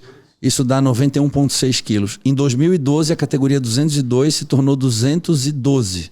E aí foi pra 96. Olha o tríceps, velho. Meu Deus, cara. Cara. Que absurdo, velho. Olha o tríceps, olha. Hã? Que isso, cara? Quanto por cento de gordura corporal tem aí, cara? Cara, eu não sei. Eu tive que desidratar ao máximo, fazer sauna. Olha. Cara, foi o campeonato... Eu percebi que até minha cabeça diminuiu, cara, de tanta água que eu perdi.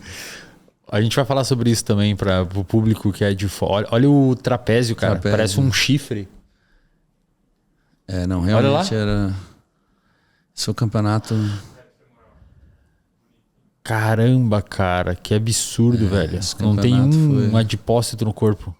Quantos por cento mais ou menos, Edu, tem aí de gordura, cara? Não tenho noção, velho. Sei lá, 2?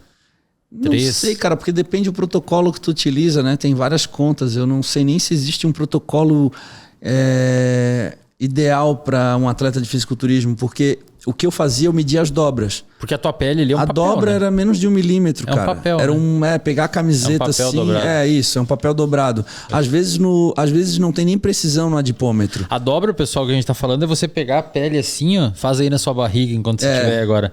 Pega a pelezinha da sua barriga aqui, ó. A dele, ele tá dizendo... Eu gosto de falar isso porque às vezes o pessoal não é da área. A minha é a camiseta. Se pegar a camiseta assim, ó.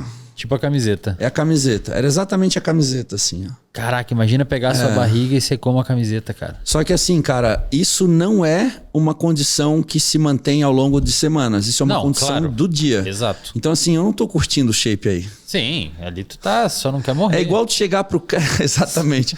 É igual tu chegar pra um cara assim, vamos transportar pro Ironman... Chegar pro cara no meio da prova e falar, cara, tem noção que tu tá no Ironman? Ele vai dizer, foda-se. Cara, no meio da prova, pior que o Ironman é inverso, cara. No meio da prova é até legal. O pior é 3 semanas antes. Porque depois no Ironman, o atleta de endurance faz o inverso do fisiculturista. 1 semana antes ele entra numa fase de polimento. Ele quase reduz a 0 os treinos e aumenta a comida. Então é a melhor fase que tem. Tu só come e descansa. Agora, 3 semanas antes, cara, que o teu ciclo tá no pico de volume, aí é o inferno. E no meio da prova? No meio da prova ele faz força, mas aí, cara, o cara tá descansado, tá bem alimentado, tá 1 semana treinando com pouco volume, o cara tá faceiro ali fazendo força. Cara, e aí eu já arriscava minhas entrevistas em inglês, falava tudo errado, metia a cara. Aí fazia o que dava. Hein, Edu? Só pra galera entender quem não é da bolha, né? Quem não é da área. E não acompanha o fisiculturismo. Como é que chega naquilo ali, cara? Você tem que fazer... Você ganha muito músculo, depois você começa a secar e perto você mexe em água, mais ou menos aí pro pessoal. Tá, olha só pra deixar bem claro, cara. Quando a galera fala, eu tenho um amigo que é fisiculturista, eu vi que vocês não comem sal, cara, bobagem. Fisiculturismo se trata em perder gordura e tornar a musculatura mais visível possível. Aí o cara olha e fala assim, tá, mas isso é muito simples. Exatamente, fisiculturismo é simples, cara. A galera complica, porque o pessoal quer vender algo que é... mas não tem um negócio de desidratação? Sim, mas a base do fisiculturismo basicamente é construir músculo e tornar essa musculatura visível. Como? Perdendo gordura. Então, quando se fala de pré-competição... É mais fácil agora para as pessoas entenderem, mas nem os atletas compreendem isso, porque eles ficam acreditando que existe uma manipulação ou outra. A verdade é, para te tornar a musculatura visível, tu precisa perder gordura. Então a pré-competição, a fase de pré-competição, ela é uma fase de perda de gordura. Tu faz isso através do déficit calórico e do aumento do gasto calórico, né? Ou seja, aumentando o gasto calórico, tu vai aumentar o déficit calórico, então tu faz isso através de treino, dieta. Exercícios cardiovasculares, uso de hormônios, quando eu falo hormônios, inclui hormônios da tireoide, enfim, tudo. Mas assim, o objetivo é perder gordura. Essa galera que chega no final da preparação e quer contar com quer contar com fórmulas mágicas, manipulações, cara, tá colocando um trabalho em risco, porque eu digo, quanto menos tu depender dessas manipulações que a gente ouve, mas vocês não param de comer sal, de beber água. Quem depende dessas manipulações, cara... Não fez o trabalho prévio. Não fez um trabalho prévio e aumenta muito as chances de erro. Existe, claro, cara, eu não vou tomar 5 litros de água antes de subir no palco, porque minha barriga vai dilatar. Mas, cara, o músculo é feito de nutrientes, líquido. Então, assim, o objetivo, cara, é se manter hidratado, né? Então, a gente mexe em algumas variáveis no final com o objetivo de melhorar esse aspecto. Existem ajustes muito finos, mas esses ajustes eles só são possíveis quando o atleta está com o mínimo de gordura corporal possível. O que eu quero dizer com isso? A galera confunde. O cara não chega tão seco na competição, ele chega ali com um pouquinho de gordura, aí o cara quer tomar diurético. Irmão, o diurético vai mexer com o balanço hídrico, ele não vai mexer com gordura. Diurético não queima gordura. Então, se tu tá com gordura e toma um diurético, tu tende a ficar pior do que tu é. Só que aí o cara chega ali, a galera não gosta de sofrer. Então quando chega 4 semanas antes da competição, cara, a galera, agora é só tirar o sal, tomar um diurético. Não. Cara, o mais difícil de alcançar uma condição dessa é tu conseguir se manter treinando 4, 5 semanas numa condição extrema, sem gordura. A galera acha isso muito sofrimento, então o cara tende a aumentar um pouquinho o carboidrato, se manter mais forte e acaba chegando no final com um pouco de gordura. Então, já falei diversos podcasts, falo assim, não se trata do que fazer, mas quanto tempo tu é capaz de manter. Cara, a galera pergunta, Edu, como é que tu entra tão seco? Eu falo, sabe ali faltando 4 semanas pra competição, que tu começa a se perguntar o que eu tô fazendo aqui? Nesse momento, cara, tu alivia. É aquela série a mais, tu deixa de fazer. Aquele cardiozinho naquela inclinação maior, tu se poupa porque já tá chegando perto. Eu não vou fazer mais 3 dias de carbo baixo, fazer só 2. Eu não. Eu consigo resistir ao processo até o fim. E você é um cara que começa muito antes também, né? Começo antes. Então, assim, eu resisto por mais tempo. Exato. Mas eu percebo que a galera, cara, quando alcança um nível de definição, o pessoal tira o pé e fica contando com as manipulações no final. Cara, eu já cansei de competir nesse grau de definição. Simplesmente, cara, chegando no hotel, escovando meu dente, botando minha sunga, sem nenhum tipo de estratégia. Bebendo água normal, comendo sal normal. Por quê? Porque eu fiz os deveres de casa, eu perdi gordura. E quando tu perde gordura, cara, tua condição não vai sumir do dia pra noite. Tem muita gente, cara, que acaba avaliando o shape assim no quarto do hotel e no outro dia fala, mas foi o cortisol. Cara, o cortisol não vai te transformar o teu físico em outra pessoa de um dia para outro. Não existe isso, sabe? Então, a galera tem que se focar em perder gordura. Esse é o processo, sabe? Então, quando se fala de manipulação, cara, é muito Edu, obscuro. E assim, cara, pra chegar nesse nível aí de gordura corporal extremamente baixa, eu imagino que você tenha que ter, e eu já ouvi você falar isso em outros podcasts também, acho que é...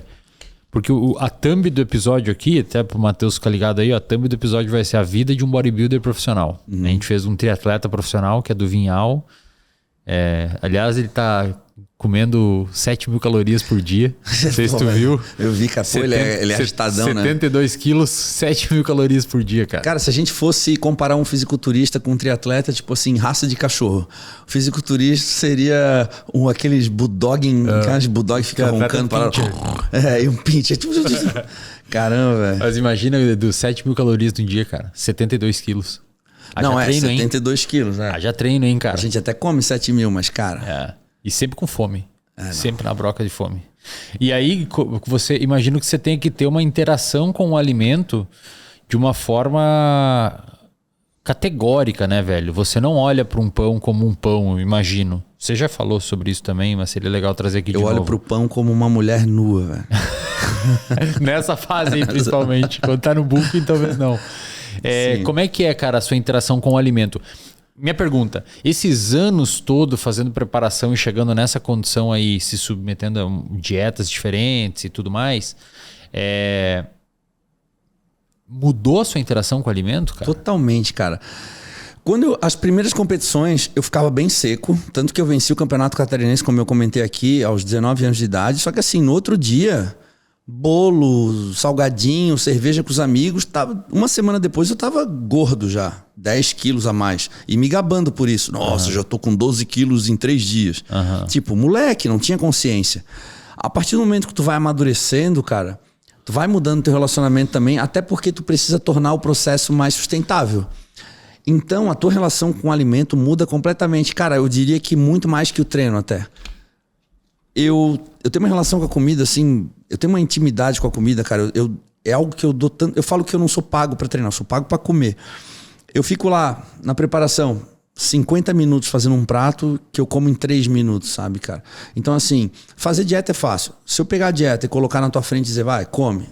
Beleza, daqui a pouco, come essa agora. Tu vai dizer, cara, que fácil fazer dieta. Dieta não se trata de o ato de comer. Se trata desde a escolha dos alimentos, todo o planejamento, o preparo, a forma de preparo. Eu acho, cara, que tem muita gente obesa aí, e com problemas de saúde, não vou nem dizer só de estética, mas com problemas de saúde por falta de informação, cara. Não, com certeza. Porque quando o cara chega na minha casa, eu sirvo um prato de dieta. Não dá pra dizer de dieta. O que é dieta, o que não é dieta? Comida é comida, né, cara? Eu não gosto desse termo comida fit. O que é comida fit?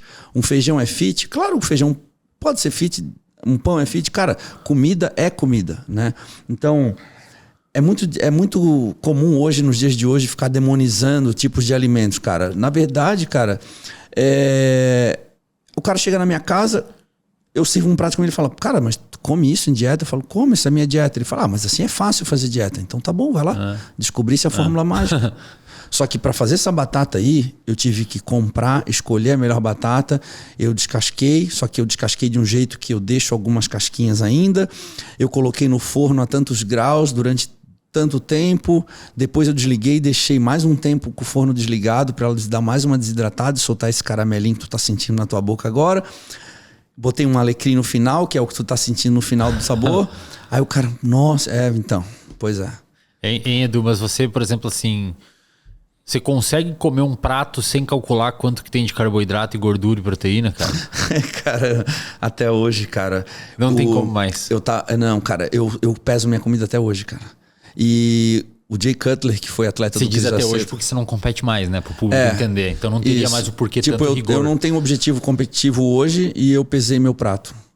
Eu peso, eu quantifico tudo, cara, porque... E quando você vai no restaurante, cara, num final de semana com a sua esposa, sua filha, você consegue pegar um prato num buffet, num self-service, sem calcular mentalmente, automaticamente quanto que tem em cada coisa? Não, eu tenho uma tendência sempre a... Eu acho que depois desses anos aí, já era, né? Você é um cara que formatou seu cérebro pra esse lado e dificilmente vai conseguir mexer nessa válvula, né? Assim, o que eu sempre gostei de comer, cara. Então, assim, o que eu faço hoje, por exemplo, eu vou num buffet, fica até uma dica pra galera aí, eu tento ingerir um máximo de alimentos de baixa densidade calórica, ou seja, aqueles alimentos que têm muita água e que fornecem poucas calorias. Então, cara, eu como muita salada, eu como muitos vegetais, e aí eu pego leve no carboidrato, na proteína. Não tô falando que tem que comer pouco carboidrato, faço um equilíbrio. Então, meu prato é ali, dividindo em 4, metade do prato é vegetais e salada, 2/4, 1/4 do prato é proteína, 1/4 é carboidrato, e é mais ou menos assim que eu divido, sabe? Seguindo as leis da nutrição, né? Então, assim, faço mais ou menos isso, mas eu acredito muito, cara, no todo, sabe? No resultado crônico dos teus atos ao longo do dia, ao longo das semanas, ao longo dos meses.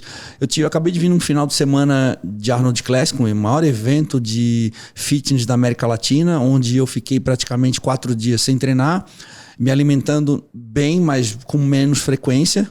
Fazia 3 refeições, normalmente eu faço 5, já cheguei a fazer 6. Então, assim, sem fazer o meu cardio matinal. E eu não tive tanto prejuízo assim, porque eu venho de um resultado crônico já, sabe? Então, às vezes a galera utiliza muito isso como uma desculpa para, mas eu acabei que essa semana tive sabe? Então, assim... mas respondendo a tua pergunta inicial, cara, meu relacionamento com a comida é sensacional, porque além de eu não restringir nenhum tipo de alimento, cara, eu faço uma dieta super balanceada, super variada, como todos os tipos de alimento, não me restringo a nada, só que eu tenho plena consciência, exatamente isso que tu falou, de medir as quantidades. A minha esposa, por exemplo, ela é uma pessoa bem menos restritiva que eu, ela come tudo, inclusive ela come chocolate, bolo, tudo que uma pessoa comum come, mas o que faz com que ela se mantenha em forma e saudável, cara, é as quantidades.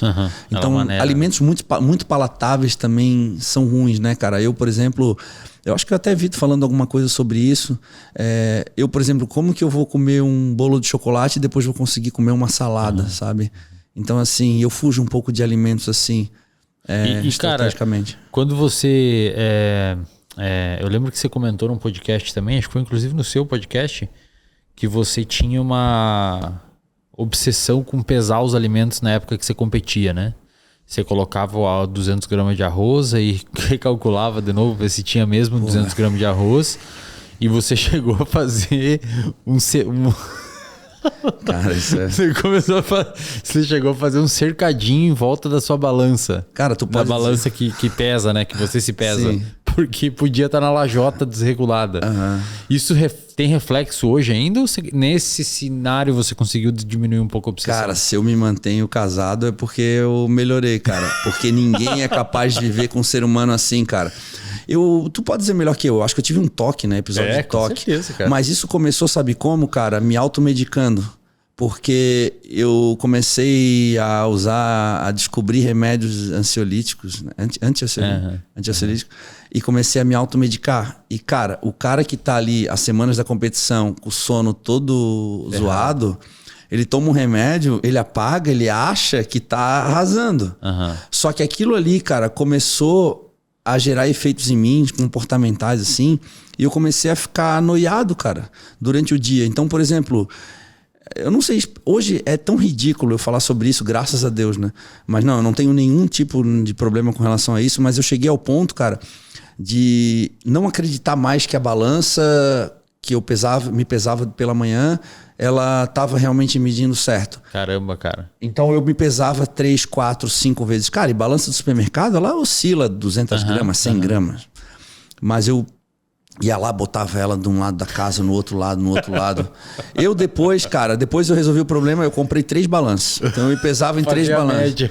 Eu pesava em 3 balanças. Mas isso tem uma explicação. Eu fazia isso de forma bem racional, porque assim, a minha competição se trata de limite peso. Então, eu precisava ter pelo menos uma ou 2 balanças só para me certificar que o negócio não estava completamente.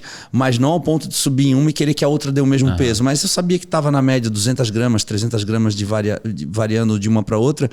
Mas, cara, eu cheguei ao ponto de não conseguir, cara, colocar 4 scoops dentro de uma coqueteleira, assim, ó. Eu pegava o whey protein e eu botava 4 e eu ficava, cara, será que tem 4? Eu devolvia, cara. Eu tava extremamente ansioso, cara. Ansioso. É como se o meu cérebro, eu não conseguisse quietar o meu cérebro. É como se tivesse o tempo todo, assim, vozes de um lado, vozes de outro. Eu não conseguia me concentrar em nada, cara.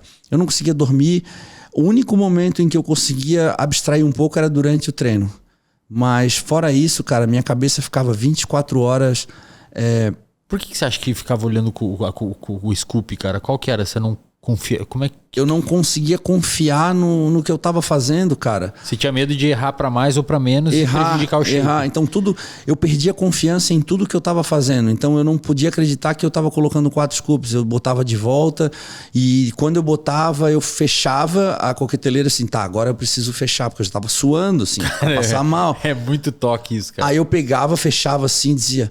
Tá, agora eu preciso conviver com o fato de saber que tem 4 scoops aqui dentro. Aí eu ia pra academia, cara, aquilo ia consumir no meu cérebro. Eu falava assim, cara, tem alguma coisa acontecendo comigo, porque eu tô indo treinar, eu tô pensando no scoop que eu coloquei há meia hora atrás ainda, cara. Você deveria ter resolvido isso já, né? Aí eu fiquei pensando assim, ó, tá aí o dia da competição, que um dia que antecede a viagem, eu paro e preparo todas as minhas refeições para. Então assim, preparo numa média de 7 a 10 refeições para poder levar para viagem, ainda mais Vegas, que é longe pra caramba. Eu falei, cara, quando chegar nesse dia eu tô frito, cara, porque com o scoop, né? Isso começou a acontecer faltando 4 semanas para competição, em um ano específico, eu não lembro qual agora, mas quando chegou no dia de preparar as refeições, eu falei, Carol, eu preciso muito da tua ajuda. Eu preciso que tu se certifique de que peso, porque eu botava comida no pote. Por exemplo, assim, ó, eu colocava um pote vazio em cima da balança. O pote tinha 15 gramas. Tá. Então, eu tinha que botar o pote e saber que tem 15 gramas. Daí eu tarava a balança. Aí eu botava a comida, depois eu tinha que tirar, tinha que dar menos 15. Entendi. Tinha que bater. Tudo tinha que bater. Tudo tinha que... E, cara... E é muito louco, cara, porque assim... Eu acabei ajudando muitos atletas com relação a isso, porque a galera fala assim, puta, cara, eu perdi a competição, eu não sei porque eu faço tudo certo, cara, eu aprendi com o tempo que fisiculturismo não é uma competição de quem faz tudo certo. O fisiculturismo se trata de julgar o resultado em cima do palco, independente que caminho que tu utilizou para chegar ali. Ah, mas é injusto. É injusto. O esporte não é justo, velho. Então, não se trata de... durante muito tempo, cara, eu pesava o arroz, dava 201 gramas. Eu lá pegava um bago de arroz e tirava da 200. Cara, o fisiculturismo não é sobre isso. Não se trata de pesar 200. O cara é super disciplinado porque ele bota 200 gramas e ele não se preocupa com 2. Cara, esquece isso. O fisiculturismo não é isso. Então, não se trata de fazer certo. Se trata de... Claro, né? É o efeito crônico que vai te levar ao resultado. E eu acho que, principalmente, o quanto tu consegue suportar esse processo por muito tempo. E para suportar esse processo por muito tempo, tu tem que saber conviver com o processo. Então, esses episódios, graças a Deus, episódios isolados, faziam com que eu não soubesse conviver com o processo. Então, cara, eu acho que as pessoas que querem resultado, independente no fitness ou na vida ou em qualquer âmbito da tua vida, elas têm que tornar aquele processo sustentável de alguma forma, cara, e saber conviver com aquilo e utilizar ferramentas para tornar isso viável, né, cara? Foi o que eu fiz no fisiculturismo, nos meus treinos, nas minhas dietas. Eu tornei aquilo sustentável ao ponto de, mesmo quando eu não precisar mais competir, eu ainda viver dessa forma, porque eu sinto prazer em viver dessa forma. Perfeito. Eu me protejo assim, eu me sinto bem, e isso traz benefício para mim também. Isso é o mais importante, né? E Edu, aí depois de fazer tudo isso, cara, passar todos esses perrengues, sufoco e tal, você sobe no palco, perde, né? Ou melhor, não fica em primeiro, sim, né? Sim. Como é que você saía de lá e conseguia tendo, sei lá, motivação para seguir? Qual que era a ideia? Porque eu vi um vídeo uma vez do Ronnie Coleman falando... Um vídeo bem... Tá de terno, assim. Ele tá falando num microfonezinho. Acho que devia ser um negócio do Olímpia lá, aquelas press conference.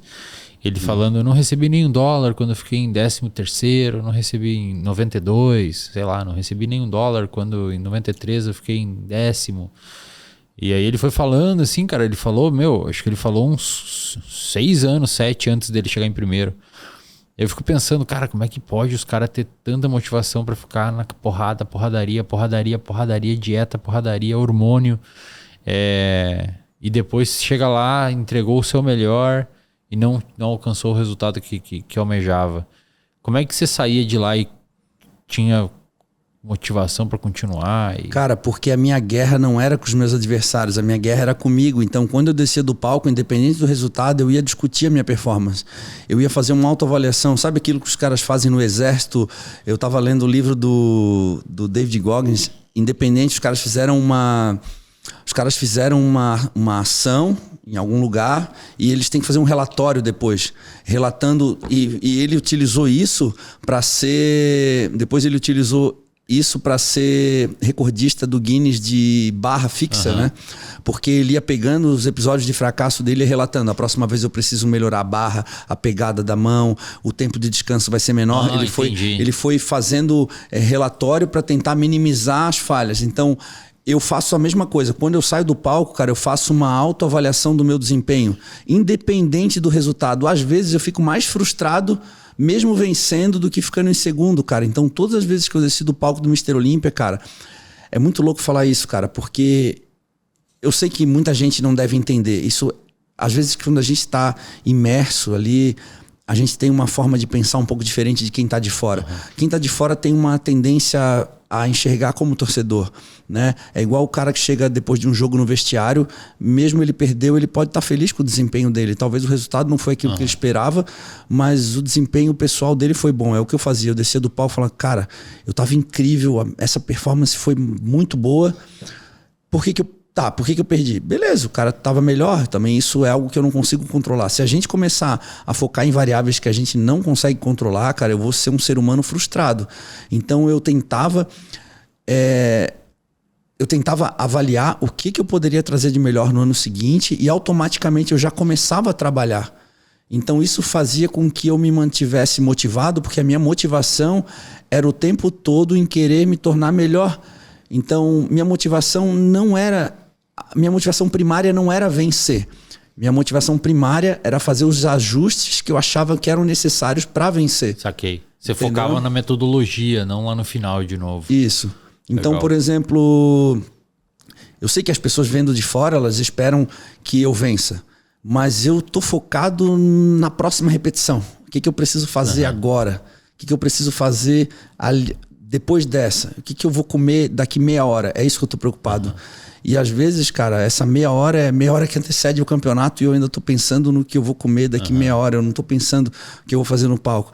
Então, essa forma de pensar me ajudou muito. Porque se o meu objetivo final fosse só o resultado, eu já teria abandonado há muito tempo, sabe? Então eu sempre foquei no processo. Legal, cara. Muito legal. Ô, Edu, uma outra coisa que acho que tá até mais em voga agora e acho que é o tema mais polêmico da área do fisiculturismo atualmente é o uso de hormônios, né? Tem sido mais discutido com a ascensão do esporte, principalmente pelo uso indevido ou negligenciado pela molecada, né? Pelos jovens. Como é que você vê isso, cara? Como é que você lê essa situação como um atleta profissional que precisou fazer a utilização desses recursos ergogênicos para ter aquela performance no palco? No triatlon, como a gente conversou com o Vinhal, existem algumas pessoas que usam, mas aí cai no doping, né? Até onde a gente sabe, o Olímpia não tem doping, né? Acho que lá o pessoal não faz doping. Como é que você vê a popularização do esporte e vindo engatado nisso, né? Vindo de reboque nessa popularização do esporte, a popularização do uso de hormônios também? Qual que é a sua visão como um profissional que abriu espaço assim, na área e tal? Cara, eu acho que a popularização do esporte trouxe a banalização do uso de hormônios. Por muitos e muitos anos, cara, não se falava sobre hormônios. Todo mundo usava e ninguém falava. Quando eu falo há muitos anos atrás, eu estou falando dos anos 2000. Todo mundo usava, mas ninguém falava sobre o assunto. Quando a gente chegava numa entrevista, cara, era um assunto proibido de falar sobre hormônios. Com a popularização do esporte, eu também percebi, cara, que a galera começou a banalizar o uso de hormônios. Primeiro Cara, tem memes em tudo que é lugar, a galera fazendo brincadeiras, como se fosse algo assim que não fosse tão nocivo. Isso. Sabe? As pessoas vão perdendo o medo, essa é a verdade. Isso, eu concordo. Sabe? E aí o negócio que realmente é algo importante não é visto e não é tratado como algo realmente importante. É tratado às vezes como uma piada, como enfim. Então eu percebi que existia necessidade de falar sobre o assunto, cara. E tanto que eu comecei a fazer vários podcasts com o Kaminski pra gente poder tratar desse assunto, com o Stack, a gente começou a falar e tirar a dúvida da galera, cara. E é impressionante os feedbacks que a gente recebe, sabe? Às vezes tu atinge ali uma pessoa, já é pra gente o nosso objetivo. Mas a verdade é que existiu aí um crescimento do mercado underground também, de produtos, a disponibilidade aumentou e com isso, cara, veio muitos produtos também falsificados. Isso faz com que os atletas comecem a banalizar também as quantidades. Então Entendi. Hoje se fala em quantidades absurdas, que é inimaginável nos anos 90, nos anos 2000. Então ainda é algo muito difícil, cara. Eu observo dentro do meio, cara, que os atletas, cara, os atletas que eu convivi, por exemplo, o falecido Shaw Roden, cara. Pô, eu convivi com esse cara durante muitos anos. Ele foi atleta do Cris Aceto. A gente teve a oportunidade de fazer uma turnê pela Europa, competindo em 3 países diferentes, em 3 semanas. Então, eu fiquei com ele um mês no mesmo apartamento. E eu vi, cara, eu vi o que ele usava, o que ele não usava. Ele morreu por conta de hormônio? Ele morreu, ele teve um problema no coração. E a galera caiu em cima com relação ao uso de hormônios, cara. Esse cara foi um dos caras que eu menos vi usar hormônios, assim, de todos os atletas, as quantidades, o que ele usava. Então, assim, cara, claro que aí tem várias questões envolvidas, né? Tem pessoas que são mais resistentes ao uso de hormônios, né? Eu teve um farmacêutico, acho que foi o Kaminski, Gabriel Kaminski, que falou que esse é um esporte de pessoas que as pessoas que se destacam são as pessoas que são mais tolerantes ao uso de drogas. É uma outra visão também que pode ser questionada, mas, cara, quando a gente fala do uso de hormônios é algo muito individual, porque às vezes uma dosagem para uma pessoa pode gerar um efeito colateral muito maior do que a mesma dosagem aplicada para outra pessoa.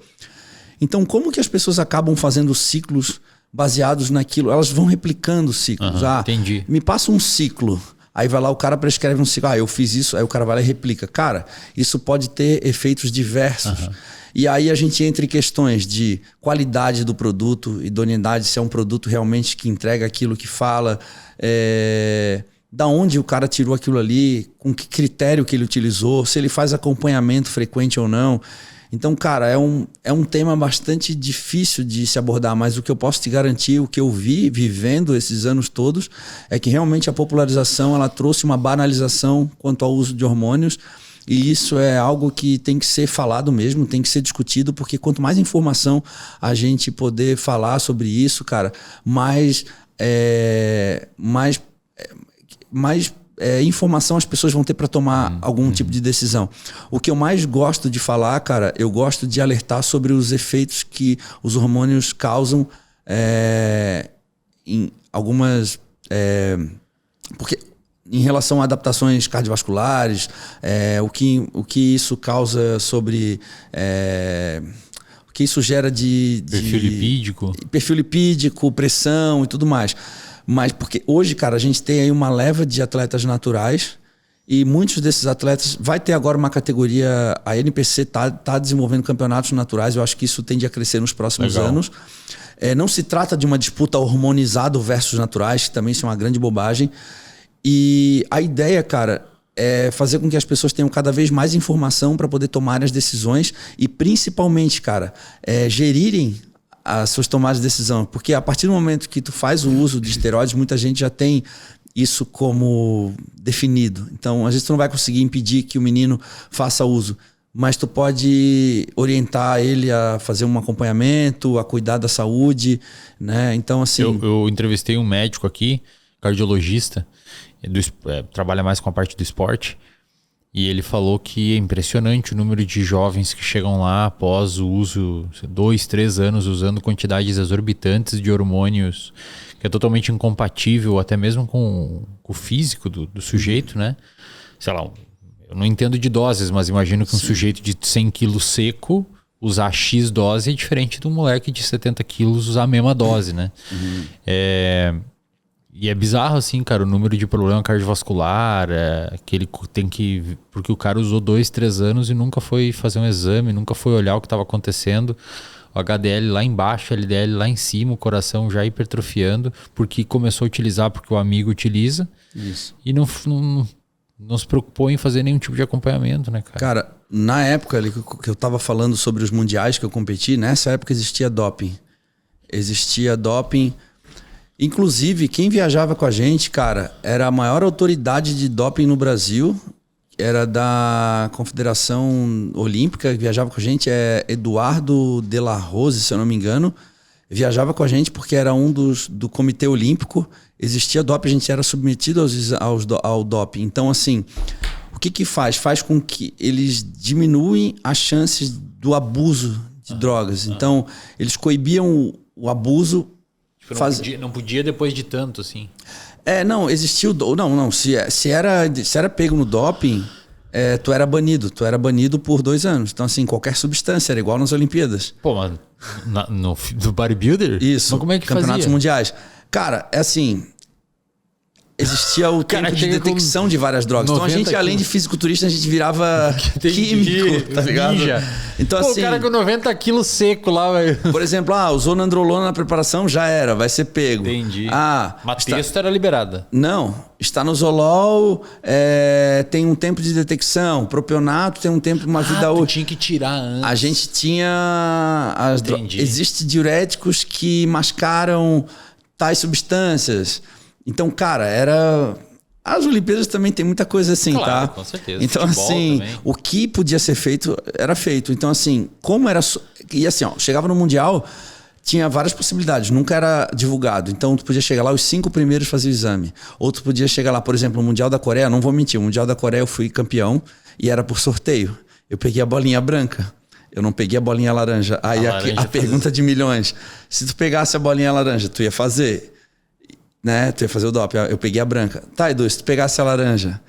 Cara, eu fazia lá minhas contas e a verdade eu não sei se eu seria pego, mas a verdade é que eu não tomei nada nos últimos 3 meses.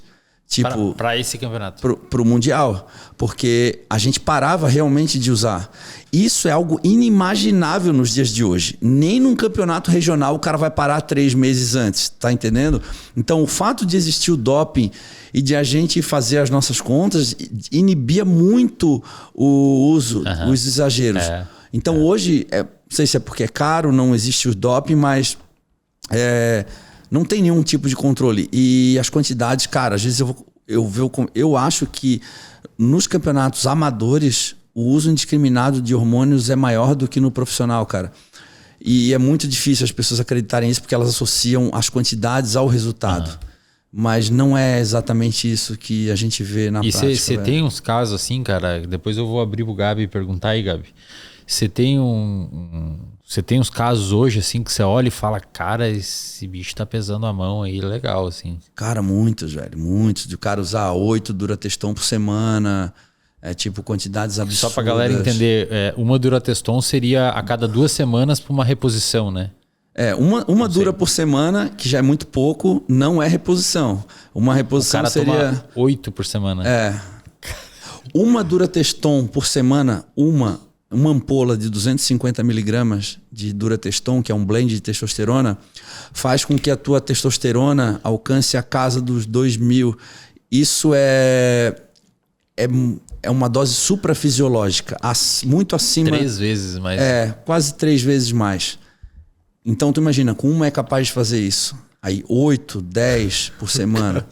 Entende? Só que os efeitos que isso causa a longo prazo no coração e, como tu falou, perfil lipídico, pressão, dentre outras tantas coisas, cara. E principalmente também no eixo hormonal, né? Sim, esse cara vai ficar dependente do uso de testosterona. Então, assim... E é uma coisa meio assim... É aquilo que eu falei, não tem muita informação, a galera meio que replica. Então, assim, quando tu vai conversar, falar sobre hormônios, cara, depois de um tempo tu começa a entender. Mas eu falo, cara, muito do que eu ensino, cara, não é que eu fiz, é que eu aprendi errando também. Então não tô dizendo aqui que, cara, eu fiz muita merda quando eu era pequeno, sabe? Então eu me sinto ainda mais na obrigação de fazer com que esses jovens, principalmente com o crescimento do esporte, não acabam repetindo aquilo que a gente fez, sabe? E hoje tem tanta informação, né, cara? Na sua época não tinha, né, velho? Cara, na época, assim, se eu queria competir, eu tinha que procurar o dono da academia. Cara, era o único cara que podia talvez me fornecer alguma coisa e me explicar como é que toma. Sabe? E de um jeito bem do jeito que ele aprendeu, cara, também isso, mal, que ele aprendeu assim, com alguém, era assim, com um cara. Era assim, Hoje a gente já consegue entender, discutir sobre o assunto, né, cara? Mas, enfim. No Ironman também, cara. O Ironman você pega, acho que os 5 ou 8 primeiros lá e o cara tem que fazer um xixi no potinho lá também pra... Mas também tem, cara. E é mesmo rolê. Os caras terminam, tiram antes, no caso do doping, né, também acontece. Uma das dificuldades do crescimento das categorias naturais é para esses caras garantirem que o evento é natural e os atletas são naturais, é o alto custo do exame de doping, né? Porque eles têm que fazer o doping não só na competição, mas durante o ano para garantir. Então, assim, cara... Tem que alguém lá... É uma logística bastante difícil. Então, por isso que essa é uma grande objeção para o crescimento das federações naturais. Mas como o aumento dos atletas naturais talvez possa justificar essa logística, então acredito que daqui a alguns anos, cara, isso vai ganhar muito espaço. O que eu não acho legal, cara, é essa discussão entre hormônios e naturais, porque isso não se trata de uma guerra, isso se trata de uma opção. E a partir do momento que a gente começar a segmentar algo que já é tão fraco, né? Eu digo que o fisiculturismo ele só perde para ele mesmo. Então, assim, a gente precisa se unir e trazer informação,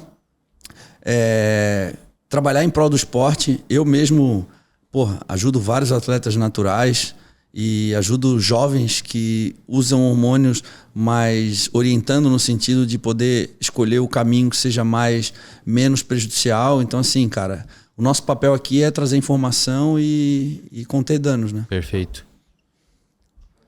Fala, Gabs.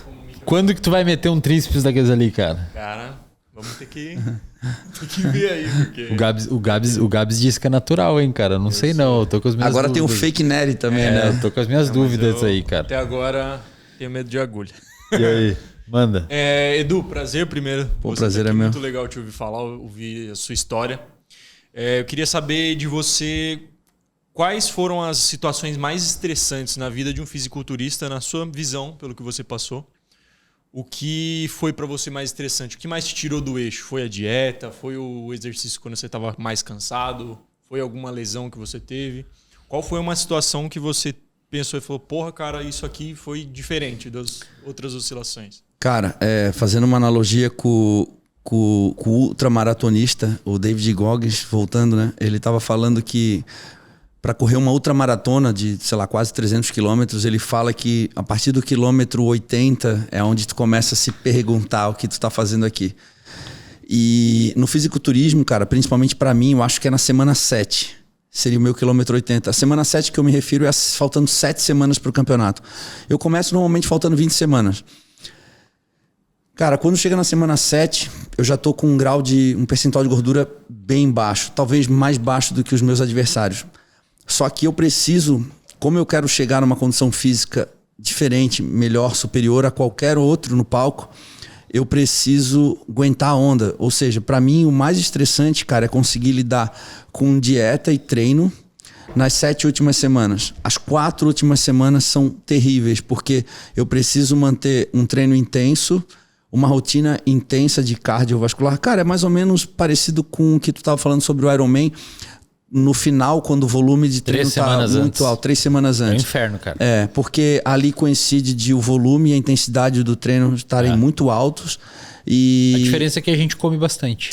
Só que eu tenho que manter um desempenho alto com o mínimo possível de energia.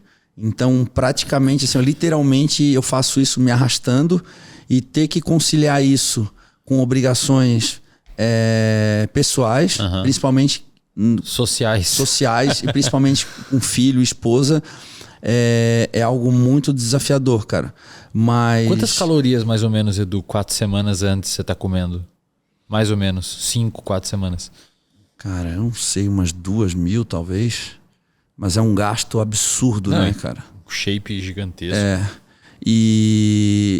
E assim, aproveitando o gancho já, uma das coisas que me ajudou muito, cara, foi a higiene do sono. Porque na minha última preparação em 2022, eu já tinha uma neném em casa.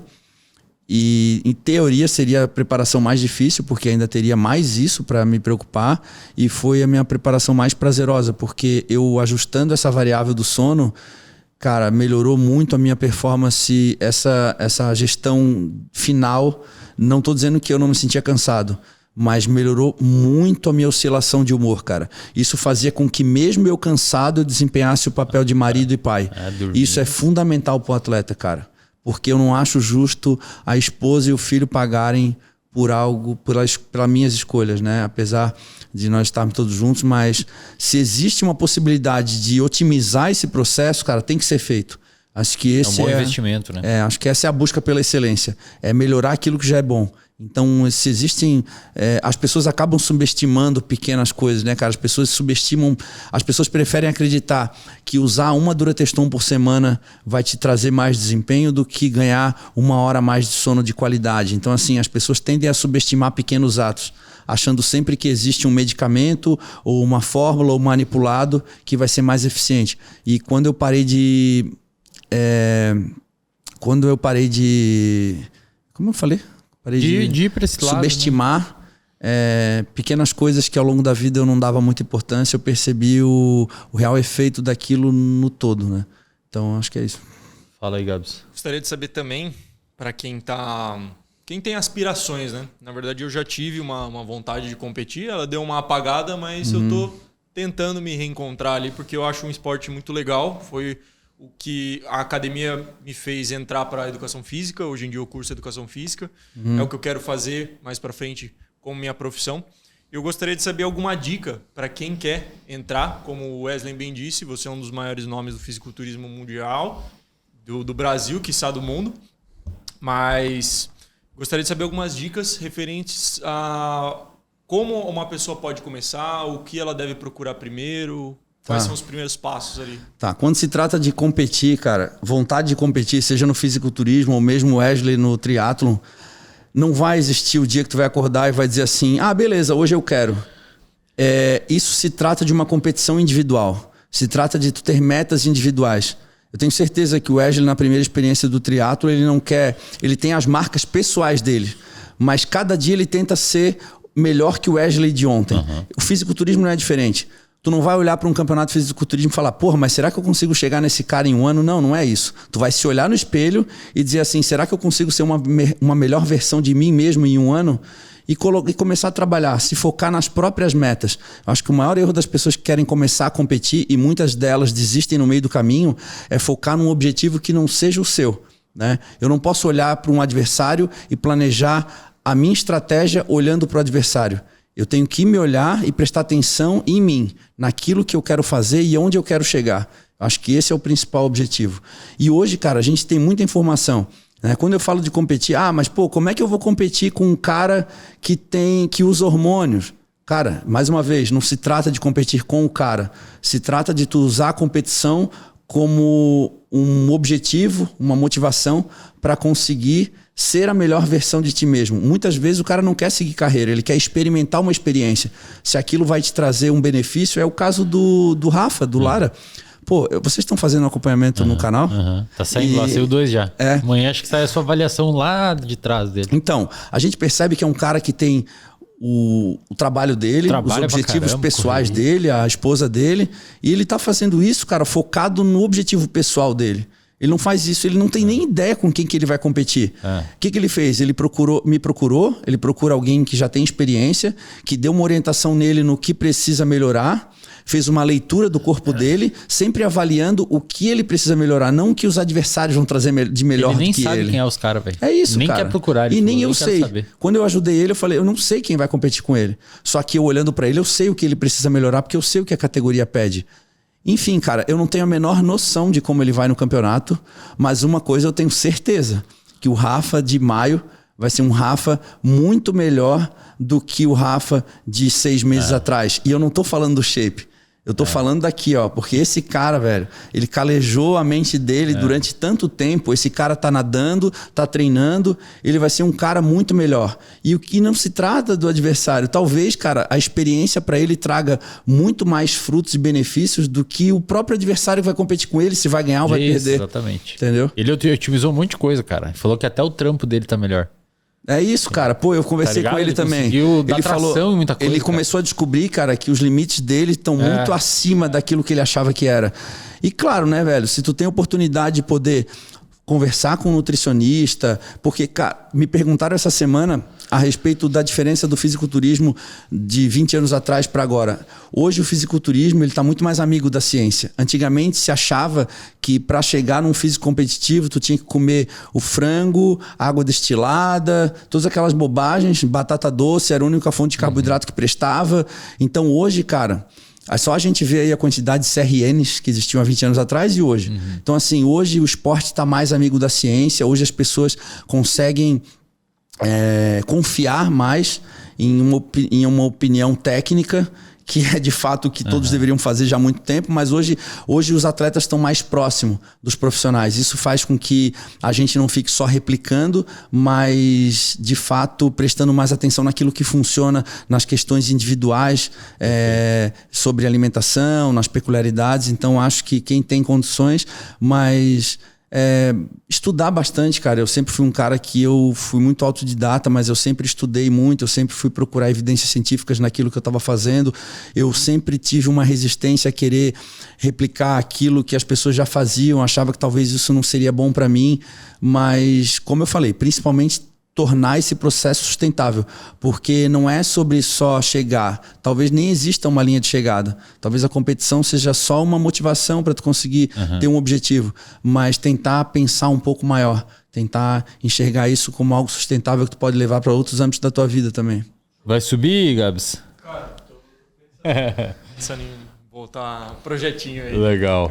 Nossa. Ô Edu, cara, obrigado aí pela sua presença, velho. Sensacional ouvir sua história mais uma vez.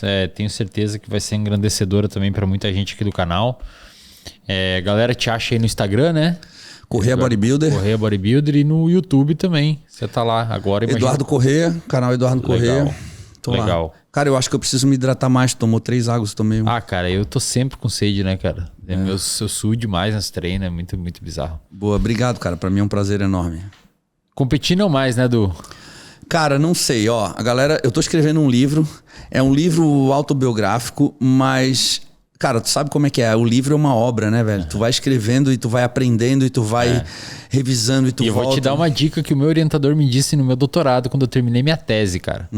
Ele me falou assim, a tese, e aí no caso serve pra você também, ela fica pronta quando você decide que fica. Porque senão nunca tem fim, cara. Não, eu tô percebendo. Você vai mexer e volta e vai, não, tá melhor, faltou isso. Eu tô percebendo, cara. Só que assim, ó, à medida que eu fui avançando na história, cara, eu percebi que uma das coisas que foi muito marcante na minha carreira como atleta, cara, foi questões relacionadas à saúde mental. Isso que eu acabei de falar, por muito tempo eu subestimei pequenas coisas que, se eu tivesse talvez me atentado anos atrás, talvez eu poderia ter sido Mr. Olímpia. Quando eu falo, eu não tô falando só do sono, eu tô falando da gestão como um todo. Então, assim, o meu livro ele começou a chamar muita atenção para essas questões.